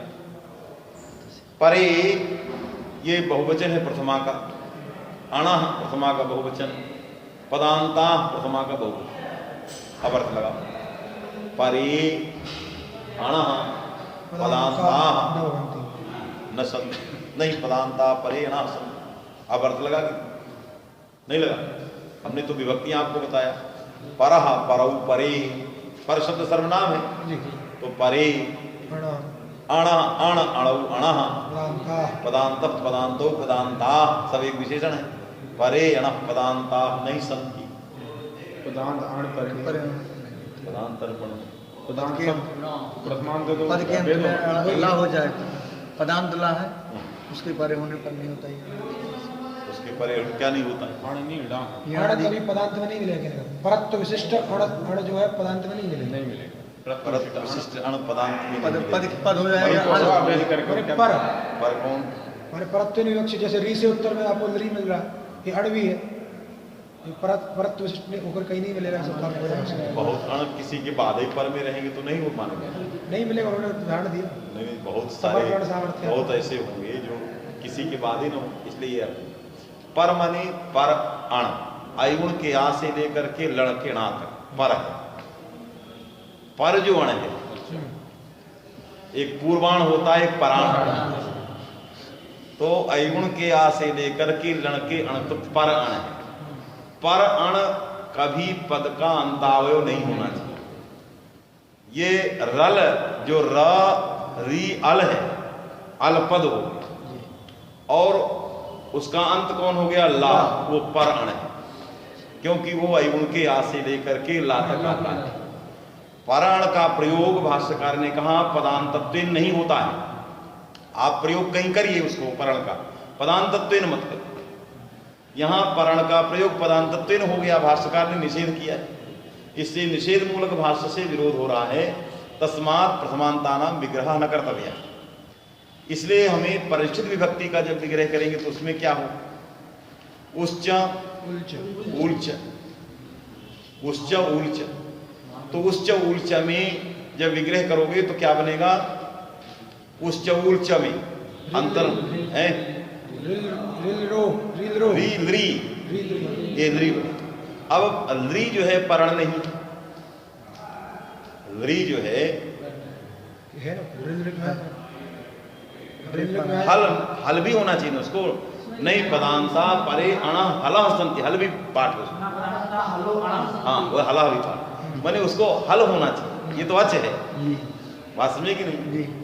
ये आप जब षष्ठी हम समास करते हैं तो री ओस है। अब अंतर्वर्ती विभक्ति मान के री पद है, लेकिन री हल नहीं। और रल में अल में ला हल था, तो कहा नहीं पदांता हला परे अण संति, हला भी उसका विशेषण है। हल के रूप में पर अण पद का अंतावय नहीं होता है। इसलिए जब उच्च उच्च करते हैं तो हल नहीं आता, आचे आता। इसलिए जो है उसको हम विग्रह कर सकते हैं। तो इसलिए हमको परिचित विभक्ति के साथ विग्रह करना चाहिए, न प्रथमांततया विग्रह करना चाहिए, क्योंकि नहीं पदांता परे अण हला संति इस भाष्य के साथ विरोध आया। इसलिए विग्रह तो दो प्रकार के हैं, लेकिन यह प्रथमांत विग्रह वही होगा जहां हल पर अण पद का अंत न हो। ऐसा नहीं कि इस भाष्य के कह देने से दुनिया के प्रथमांत विग्रह चले गए। जहां पर अण हल के रूप में पदांत नहीं है वहां आप प्रथमांत भी विग्रह कर सकते हैं। लेकिन जहां प्रथमांत के विग्रह करने पर अण पर के रूप में पर के रूप में आने वाला अण और वो हल हो और वो पदांत हो तो वो प्रथमांत विग्रह नहीं है। इसलिए प्रथमांत विग्रह उचित नहीं है, इसलिए हमें षष्ठ्यंत में जाना चाहिए। आया कि नहीं? चलिए क्या लिख रहे हैं, इसमें लिखा कि नहीं? मूल में आया कहीं कि नहीं? मूल में नहीं है। अच्छा, तो शब्द हो सकता है। परनिष्ठ व्यक्त्यावा वो न देखो, विग्रह पहले सिद्धांतात् पढ़ो। हिंदी मत देखो, पहले पंडित जी पढ़ो, बाद में हिंदी बात। ऋत्यक इति प्रकृति भावः रील रो। अब आच आच उश्च रलौ, आच आच रलौ, री ली औ। आकाश समणी दीर्घ से दीर्घ क्यों नहीं हुआ? क्योंकि आप तो री ली एक ही है, सवर्ण है, तो आकाश समणी दीर्घ से दीर्घ हो जाना चाहिए। जब दीर्घ हो जाना चाहिए तो यहां कैसे रलौ बन गया? रलौ कैसे बना? क्योंकि आच आचा में विग्रह करोगे, समास करोगे तो री ली औ, तो री ली औ में पहले क्या हो जाना है? प्रकृति भाव। जब प्रकृति भाव हो जाएगा तो यण कैसे होगा? प्रकृति भाव री ली की नहीं, रित्तका से प्रकृति दीर्घ हो जाना चाहिए, तो दीर्घ को रोकने के लिए लिखा रित्तका प्रकृति भाव। रीति परे अका, अक कौन हो गया? दी, और रीति परे से क्या लिया गया? री, दोनों को प्रकृति भाव। प्रकृति भाव होने से अका सवर्ण दीर्घा से रुक गया, रुक गया तो री स्वतंत्र बने रहे। यण पर यण कैसे होगा? क्या? रलौ में यण कैसे होगा? अरे पहले दीर्घ को रोका उसने, तो दीर्घ को रोका तो अब गुण हुआ किसको? औ को मान, अच्छा आकार को मान के आकार को मान के गुण हुआ। अब वहां जो है इसको प्रकृति भाव नहीं प्राप्त, रित पड़े नहीं, अल है, इसलिए यण हो जाए। तो ये जो सवर्ण दीर्घ को रोकने के लिए प्रकृति भाव, यण का वक्सा में रित का लगता नहीं, लक्ष्यभेद हो जाए, रित परे ही नहीं, उसका उदाहरण ही नहीं, इसलिए यण हो गया। तो क्या बन गया? रलो। इसलिए रित का ही प्रकृति भाव। अतएव न दीर्घा। रिलो में भी तो हो सकता था, जैसे उच्च उल्च, तो रिलो तो वहां भी यही स्थिति वहां भी है। जो है स्वर्ण दीर्घ प्राप्त है उसके एक लिए ही जहां जहां लगे वहीं करेंगे। हाँ, ऋत्य का इति प्रकृति भाव रित का ही प्रकृति भाव। शब्द रलौ इति रिल औ इति स्थिते रिल रील री री री हो, री री औ इति स्थिति, अर्थात पहले तो दशमास हो गया। ऋत्य का इति प्रकृति भावेन दीर्घा भावे यह ऋतिका प्रकृति भावेन दीर्घा भावे लगा। यणि च रलौ इत्यस्य सिद्धि। और गुणी गुणे यणि। गुणे यणि, गुण हो जाने से फिर यण होगा, क्योंकि वहां ऋतिका का विषय नहीं है, अतः बन गया रलौ। उच्च उल्च रिलो इति पाठः। उच्च उल्च रिलो है, उच्च उल्च रिलो इति पाठः। रिलोरिति। उस मूल में इति नहीं दिखाया, केवल उच्च उल्च इति रिलो। ये यहाँ क्या लिखा? शब्दरत्न पढ़ रहे हो? शब्दरत्न। क्या लिखा? उच्च उल्च इति रिलो इति पाठः। आगे रलो इति पाठे। हाँ, उच्च उच्च रिलो यही पाठ है। कहीं रलो लिखा है, कहीं रलो लिखा है। तो षष्ठी करोगे तो री उच्च में री का समास हो जाएगा, री द्री बनेगा, रिलोष रिलोष बने, ओस को मान के द्री को यण। कहीं कहीं रलो पाठ, उच्च उच्च रलो, तो रलो कैसे बनेगा? रलो बनेगा कैसे? क्योंकि री द्री ओस को मान के द्री को यण हो जाता है, रिलोष। अब री को यण कैसे करोगे? आगे अच नहीं है, रापणे, आगे अच नहीं है, रापणे लापणे, तो रलो कैसे हो? तो कहा एक आकार का प्रश्लेष करेंगे, रा और लोश के बीच, री और लोश के बीच में आ को रखेंगे। जब आ को रखेंगे तो री आ लोश यण कर देंगे, रलोश प्रकार का रलो। आकार से सन्निवेशा करिष्यति, हम आकार को बीच में रखेंगे। कहा आगंतुका नाम अग्रे सन्निवेश, ये तो आगंतुक आकार है, री के आगे जाएगा, तो ये आगे सन्निवेश होना चाहिए, तो मध्य में सन्निवेश कर देंगे। कोई आगंतुक आता उसको आगे बैठाया जाए, बीच में थोड़ी बैठाया जाता, आगे बैठाया जाए। तो आगंतुका नाम अग्रे सन्निवेशानियम, आपने इस आगंतुक आकार को रींद्री के बीच में बैठा दिया, है कि नहीं? मध्य में बैठा दिया। तो कैसे रलो पाठ? कहा कहीं कहीं मध्य सन्निवेशा भी हो जाता, बीच में बैठा जाता, कोई कोई आ गया बीचे में जगह दी, अत्यंत प्रिय है कि नहीं? तो आगंतुका नाम मध्य भी सन्निवेशा अग्रे भी सन्निवेश, यथा स्थानम सन्निवेशा, है कि नहीं? कभी कभी सबसे अंत में बैठा, इसमें लिखा है आगंतुकानाम अंते सन्निवेशित न्याय विरोधा, अंत में ही बैठे। कभी कभी अंत में ही यथास्थान, अब नहीं जगह तो अंत में बैठे। तो आगंतुकानाम अंते सन्निवेशा, इस ये न्याय का विरोध है रलोह पाठ में। जी, मध्य में बैठा हुआ है, वो मध्य में बैठा है, मध्य में बैठा है। और नियम क्या है? अंते सन्निवेश। कहीं कहीं नियम है अग्रे सन्निवेश, री के आगे जाए, ये री के बाद चला, तो कहीं अग्रे सन्निवेशा, कहीं अंते सन्निवेशा, ना अग्रे अस्ति ना अंते अस्ति, मध्य अस्ति। इसलिए रलोह पाठ अनुचित है। आया? क्या पाठ करना चाहिए? रिलोह तयोश्च तयो च वर्णयो री वर्णयो। रलोरिति पाठे आगंतुना अकारेण निर्देशित बोध्यम।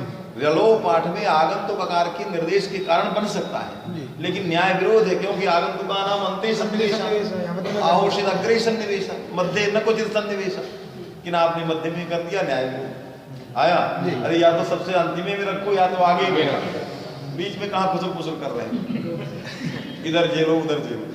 तयो वर्णयोरिति, अर्थात उच्च उल्चित रिलोश्च तयो वर्णयो रीद्री वर्णयो विशेषणम विशेषण बहुलम। पूर्ण गुण इति निषेधस्तु षष्ठी समासस्य न तु कर्मधारयस्य। यहाँ पर जो है उच्च उल्चित रिलोश्च तयो वर्णयो में दोनों षष्ठ्यंत, रिलोहित और वर्णयो पूर्ण गुण स्वीकार समानाधिकरण है, दोनों षष्ठ्यंत समानाधिकरण। तो समानाधिकरण उत्तर पद में हो तो समास का निषेध होता है।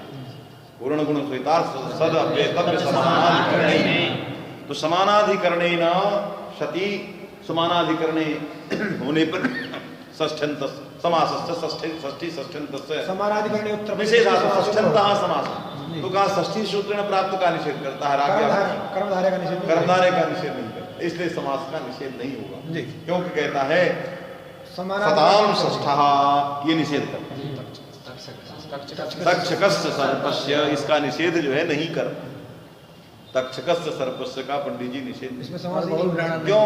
वहाँ बाहुल कान ना है, कुछ ये समानाधिकरण में नहीं, वास्तव में नहीं। तो यहाँ पर जो है सताम षष्ठः, शताम षष्ठा में पूर्ण प्रत्यांत पड़े हैं षष्ठः, षष्ठी सूत्र से काकस्य कार्ष्ण्य गुण का, दंतानाम शुक्लाः, है कि नहीं, ये सब निषेध है। समानाधिकरण का भी ऐसे होता, गोर्धेनो हो, ये समानाधिकरण सामान्य विशेषण वहाँ भी भेदान है, लेकिन यदि यहाँ षष्ठी करो कहीं भेद आदि करके तो वहाँ आता है पोटा। चलो तो यहाँ षष्ठी समास का निषेध करे, यहाँ निषेध होता ही नहीं, कर्मधारय समास का निषेध कर्मधारयस्य। बहुल ग्रहणेन तद अभावो वास्योदाहृत विषय एवं नान्यत्रिति भावः। तो कहाँ बाहुल का निषेध कर दो, रिलोश्च तयो वर्णयो का विशेषणम विशेषण बहुलम से प्राप्त समास को कह दो बाहुल का नहीं हो, यहाँ नहीं हो। यथा तक्षकस्य सर्पस्य, तो कहाँ बाहुल का वहीं रोका जाता है जहाँ भाष्य उदाहरण भाष्य के द्वारा प्रामाणिक दिए गए उदाहरणों में समासाभाव रोका जाता है, जहाँ तहाँ वहाँ नहीं करेंगे, बाहुल का नहीं करेंगे, माने बाहुल का आपके बैग में नहीं रहेगा। भाष्यकार ने जो उदाहरण दिए हैं तक्षकस्य सर्पस्य, ये भाष्यकार का उदाहरण है समासाभाव, ये जो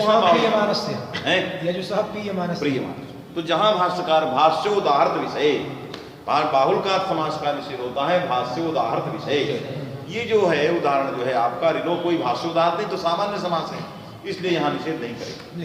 बहुल ग्रहणेन तदभावः भाष्योदाहृत विषय एव नान्यत्रिति भावः। तदभाव माने समासाभाव, प्रथमान्तेनेति, प्रथमान्तेन परिनिष्ठित विभक्त्या वा विग्रह इति सिद्धान्तः।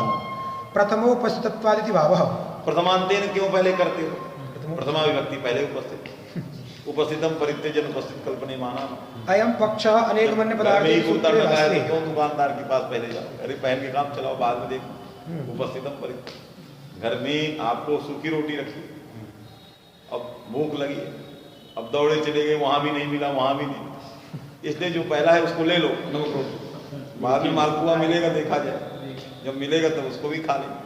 तो उपस्थितम परित्यज्य अनुपस्थित कल्पने प्रमाणाभाव आया। तो प्रथमांत पहले उपस्थित है, उनका समास हम कर सकते हैं, उनके परित्याग में कोई हेतु नहीं, इसलिए हमने पहले प्रथमांता नाम, क्यों प्रथमोपस्थितत्वात्। अयम पक्ष अनेक वर्ण पदार्थे सूत्रे भाष्ये, ये अनेक वर्ण पदार्थे सूत्र के भाष्य में प्रथमांता नाम बहुव्रीहि ये पक्ष उपस्थित है कि नहीं। प्रथमांता नाम विग्रह ये पक्षा उपस्थित ध्वनिता, प्रथमांतों का विग्रह होता है, ये भाष्य में अनेक वर्ण पदार्थे भाष्य में आया है। परिनिष्ठितेति अत्र च एक विभक्ति च अपूर्व निपातेति ज्ञापकम, और अत्र माने परिनिष्ठित विभक्ति अंतानाम विग्रहः अयं पक्षः एक विभक्ति च अपूर्व निपाते ज्ञापकम इदं सूत्रं ज्ञापकम्। एक विभक्ति च अपूर्व निपाते विग्रह यन्नियत विभक्तिकम तदुत्सर्जन, विग्रह यन्नियत विभक्तिकम, जब प्रथमांतय का विग्रह होगा तो क्या नियत विभक्ति, सब तो नियत ही हो जाएगा। नियत ही, अरे कुछ अनियत है ही नहीं। प्रथमांत कुछ रहेगा तब ना पता लगेगा कि एक नियत एक अनियत जब सब नियति ये तो अनियति है कि नहीं। यदि प्रथमांता नाम विग्रह सर्वत्र, तो विग्रह में प्रथमांता नाम है विग्रह, इति नियत में हो तो अनियत विभक्तिकम किमपि नास्ति। व्यावर्तन नास्ति। इसलिए एक विभक्ति च पूर्व निपाते में एक विभक्ति ग्रहणम व्यर्थम। एक विभक्ति किसके लिए है? नियत विभक्ति। नियत विभक्ति। तो ये नियत विभक्ति अनियत विभक्ति का व्यावर्तक है। जब कोई अनियत विभक्ति मिले तब ये विशेषण चिन्तार्थ हो। सर्वत्र विग्रह प्रथमम पसितत्वात् प्रथमांतानाम। यदि सर्वत्र प्रथमांतानाम तो सर्वम नियतमेव किमपि अनियतम एव नास्ति विग्रहे। तो अनियतस्य व्यावर्तनाय नियत विभक्तिकम विग्रहे यद विशेषणं दत्तम तद विशेषणं व्यर्थम। व्यावर्तकस्य भावः, तो व्यावर्त उसका नहीं है, व्यर्थ है। व्यर्थ पढ़ करके ज्ञापन करेगा कि नहीं प्रथमांत के अलावा परिनिष्ठित भी होगा। उस परिनिष्ठित में देखना है कौन नियत रहेगा कौन अनियत रहेगा। परिनिष्ठित कई विभक्तियां हैं, द्वितीया भी है, तृतीया भी है, चतुर्थी भी बहुत। जैसे हमने कहा अति मालेना, अति मालेन, तो मालाम अतिक्रांतेन कह दी हमने, अतिक्रांतेन प्रयोग किया। माला अतिमालेन, अतिमालम अतिमालाय हमने बहुत प्रयोग किया। तो अतिक्रांतेन अतिक्रांताय ये विग्रह होंगे। उसमें मालाम जो है नियत नियत। जब हम परिचित विभक्ति के साथ समास करेंगे तो परिचित विभक्ति अतिक्रांतम में आना है, तो अतिक्रांतम अतिक्रांतेन अतिक्रांताय अतिक्रांतात् ये आएगा। अतिमालात प्रयोग करेंगे तो मालाम अतिक्रांतात्, अतिमालेन प्रयोग करेंगे मालाम अतिक्रांते, अतिमालाय प्रयोग करेंगे मालाम अतिक्रांताय। तो मालाम तो वही है, अतिक्रांतम क्रांतेन क्रांत सब है। यदि केवलम प्रथमांता नाम विग्रह स्यात् तो मालाम अतिक्रांत अतिमाला, फिर तेन तस्मै आगे जाता, तो अतिक्रांता भी नियत रहता, अब मालाम भी नियत रहता। दोनों ने इसको हमेशा द्वितीया रहना है। अब प्रथमांत से विग्रह होना, उसको हमेशा प्रथमांत ही रहना। तो दोनों में नैयत्य है, कोई अनैयत्य है ही नहीं है। तो किसकी व्यावृत्ति के लिए एक विभक्ति ग्रहण है? और जब एक विभक्ति ग्रहण ही नहीं है तो अपूर्व निपाते अकेले क्या करें? अरे जब एक विभक्ति रहेगा तभी ना उपसर्जन आदि करेगा, न तस्य पूर्व निपात। तो अपूर्व निपाते स्वयं असहाय जब यही नहीं है, इसलिए कहा संपूर्णम व्यर्थम, क्योंकि तस्य वही अर्थ है इदम भी व्यर्थम। इसलिए संपूर्णम सूत्रम व्यर्थम सद ज्ञापकम, क्योंकि परिचित विभक्ति के साथ समास होगा तो क्रांतेर के भी साथ होगा, क्रांताय के भी साथ होगा, क्रांतात् के भी साथ होगा। तो मालाम नियत होगा, वो अनियत होगा। इसमें अनियत की व्यावृत्ति करने के लिए एक विभक्ति ग्रहणम आवश्यक है। आया, इसलिए माला का ही पूर्व प्रयोग होगा। मने न तस्य पूर्व निपाता है, उसका पूर्व निपात फल नहीं, अभी तो गोत्रीय उपसर्जन से उसको लगा। तो आ गया परिचित विभक्त्या सह समासः। अत्र च एक विभक्ति च पूर्व निपाते इति ज्ञापकम। ज्ञापकम माने अत्र माने परिचित विभक्त्या सह समासो भवति इति विग्रहे एक विभक्ति ग्रहणं ज्ञापकम माने संपूर्णं सूत्रं ज्ञापकम, क्योंकि एक विभक्ति ग्रहणस्य वैयर्थे समग्रस्यापि वैयर्थ्यं ध्वन्यते। अन्यथा मालाम अतिक्रांत इति विग्रहे अतिपदस्यापि नियत विभक्त्यन्तत्वेन एक विभक्ति इत्यस्य व्यावर्त्या लाभः। लगा, यदि सर्वत्र प्रथमांतेन विग्रह स्यात् तो अतिक्रांतः यही रहता। तो माला भी द्वितीया भी नियत ही है, क्योंकि अत्यादय क्रांतात् अर्थे द्वितीय है, उसको नियत। अतिक्रांता में प्रथम ही ला सकते हो, दूसरी ला ही नहीं सकते, तो वो भी नियत ये भी नियत। दोनों के नियत रहने पर कोई अनियत नहीं। तो अनियत की व्यावृत्ति करने के लिए दिया गया विग्रहे यन नियत, उस विग्रह में जो विशेषण दिया गया तद विशेषणम व्यर्थम। विशेषणस्य वैयर्थे समग्रम सूत्रम व्यर्थम, क्योंकि एक पद व्यर्थ हो गया, दूसरे का कोई मतलब नहीं। अरे जब उपसर्जन रहेगा तब न कहेगा न तस्य पूर्व निपात, जो उपसर्जन ही हट गया तो पूर्व निपात आदि का प्रकरण खत्म। इससे समग्रम सूत्रम व्यर्थम। अन्यथा मालाम अतिक्रांत इति विग्रहे अतिपदस्यापि नियत विभक्तित्वेन एक विभक्ति इत्यस्य व्यावर्त्या लाभः। लगा, व्यावर्त्य अलाभः। एकस्य अनियत विभक्तित्वे ही तद्वारणाय, क्यों एक नियत रहे एक अनियत रहे, तो एक के अनियत के व्यावृत्ति करने के लिए विशेषण आवश्यक। एकस्य अनियत विभक्तिकत्वे ही तद्वारणाय एक विभक्ति इति सार्थकम्। लगा, उसकी वारण करने के लिए उसकी उपसर्जन संज्ञा विग्रह न में न हो जाए, उसके लिए विशेषण सार्थकम विग्रहे। परिनिष्ठित विभक्ति लगा। समासेतु इसलिए निश्चित हो गया कि एक विभक्ति चा पूर्व निपाते सूत्र सामर्थ्यात् परिनिष्ठित विभक्त्यन्तानां समासः अनेक मन्न पदार्थे सूत्र भाष्य प्रामाण्यात् प्रथमान्तानां समासः तस्मात् पक्षद्वयम् यथावसरम यथा कालम यथा यथेक्षम पक्षद्वयम प्रयोक्तव्यम है कि नहीं। दोनों पक्ष सिद्धांतित हैं। आपको यदि चाहे आचा आचा करते रहो चाहे ऊंच ऊंच करते रहो यथेक्षम दोनों आपके लिए पक्ष वास्तव में कि नहीं। परिनिष्ठित विभक्त्या समासेतु अतिक्रांतम अतिक्रांतेन इत्यादि चरितार्थ बता रहा है जी इत्यादि क्रमेण तस्य अन्यत विभक्तिकर्तुं स्पष्टमेव। तस्य मने अतिक्रांतस्य अन्यत विभक्तिकत्वं तस्य उपसर्जन संज्ञान स्यात् तदर्थम एक विभक्ति पदम आवश्यक चारितार्थम आवश्यक। अतएव तत्पुरुषे तुल्यार्थ इति सूत्रे अतएव मने परिनिष्ठित विभक्त्यन्तेनापिशः समासो भवति अंगीकारादेव। तत्पुरुषे तुल्यार्थ इति सूत्रे वास्ये तत्पुरुषे तुल्यार्थ योगे इति सूत्रे परमे कारके परमेण कारकेण इत्यादौ अतिप्रसंगम आशंक्य प्रतिपदोक्त परिभाषया समाहित इति भावः। इसने कहा कि परमे च तत्कारके परम कारके परमेण च तत्कारकेण परम कारकेण ये समास प्राप्त किया जाता है। भाष्यकार ने विग्रह किया है तत्पुरुषे तुल्यार्थ सूत्र। तत्पुरुषे तुल्यार्थ ही होगी। तो तत्पुरुषे तुल्यार्थ सूत्र के विचार प्रसंग में परम कारकेण परम कारके का विग्रह भाष्यकार ने कहा परमे च तत्कारके। तो कहा परमे च तत्कारके कहोगे तो तत्पुरुषे तुल्यार्थ सूत्र कहता है कि जहां सप्तम्यंत तृतीयांत होते हैं तत्र स्वरः भवति वहां स्वर होता है। तो परमे कारके में सप्तम्यंत है तस्मात् स्वर प्राप्ति और परमेण च कारकेण में तृतीयांत रहने से स्वर प्राप्ति। उस स्वर को कैसे हटाया जाएगा भाष्यकार ने आशंका की। फिर भाष्यकार ने स्वर को वारण करने के लिए कहा कि यहाँ पर तृतीया इत्याकारक आनपूर्वी पदम उच्चार्य जेन सूत्रेण समासस्य विधानम तत्रैव स्वरस्य प्राप्ति। सप्तमी इत्यानपूर्वी पदम उच्चार्य जेन सूत्रेण समासस्य विधानम तत्रैव स्वरस्य प्राप्ति। विशेषणम विशेषण बहुलम सूत्रेण यत्र समासः परमे च तत्कारके तत्र न तृतीया सप्तमी इत्यादि आनपूर्वी पदम उच्चार्य समासस्य विधानम तस्मात् न स्वरस्य प्राप्ति। यदि प्रथम परिनिष्ठित विभक्त्यन्तेन सह समासः न स्यात् तर्हि शङ्कैव न स्यात्। परमञ्च तत्कारकं परम कारकं तस्मिन् परम कारके इति विग्रहः स्यात् तदा शङ्कैव न स्यात्। फिर शङ्काम् उत्थाप्य परिभाषया फिर प्रतिपदोक्तं तृतीयान्तं सप्तम्यन्तं ग्राह्यं लक्षणं प्रतिपदोक्तयोः प्रतिपदोक्तस्य ग्रहणम् इति परिभाषाया वारणपरं यद् भाष्यं सर्वथा संगतं स्यात्।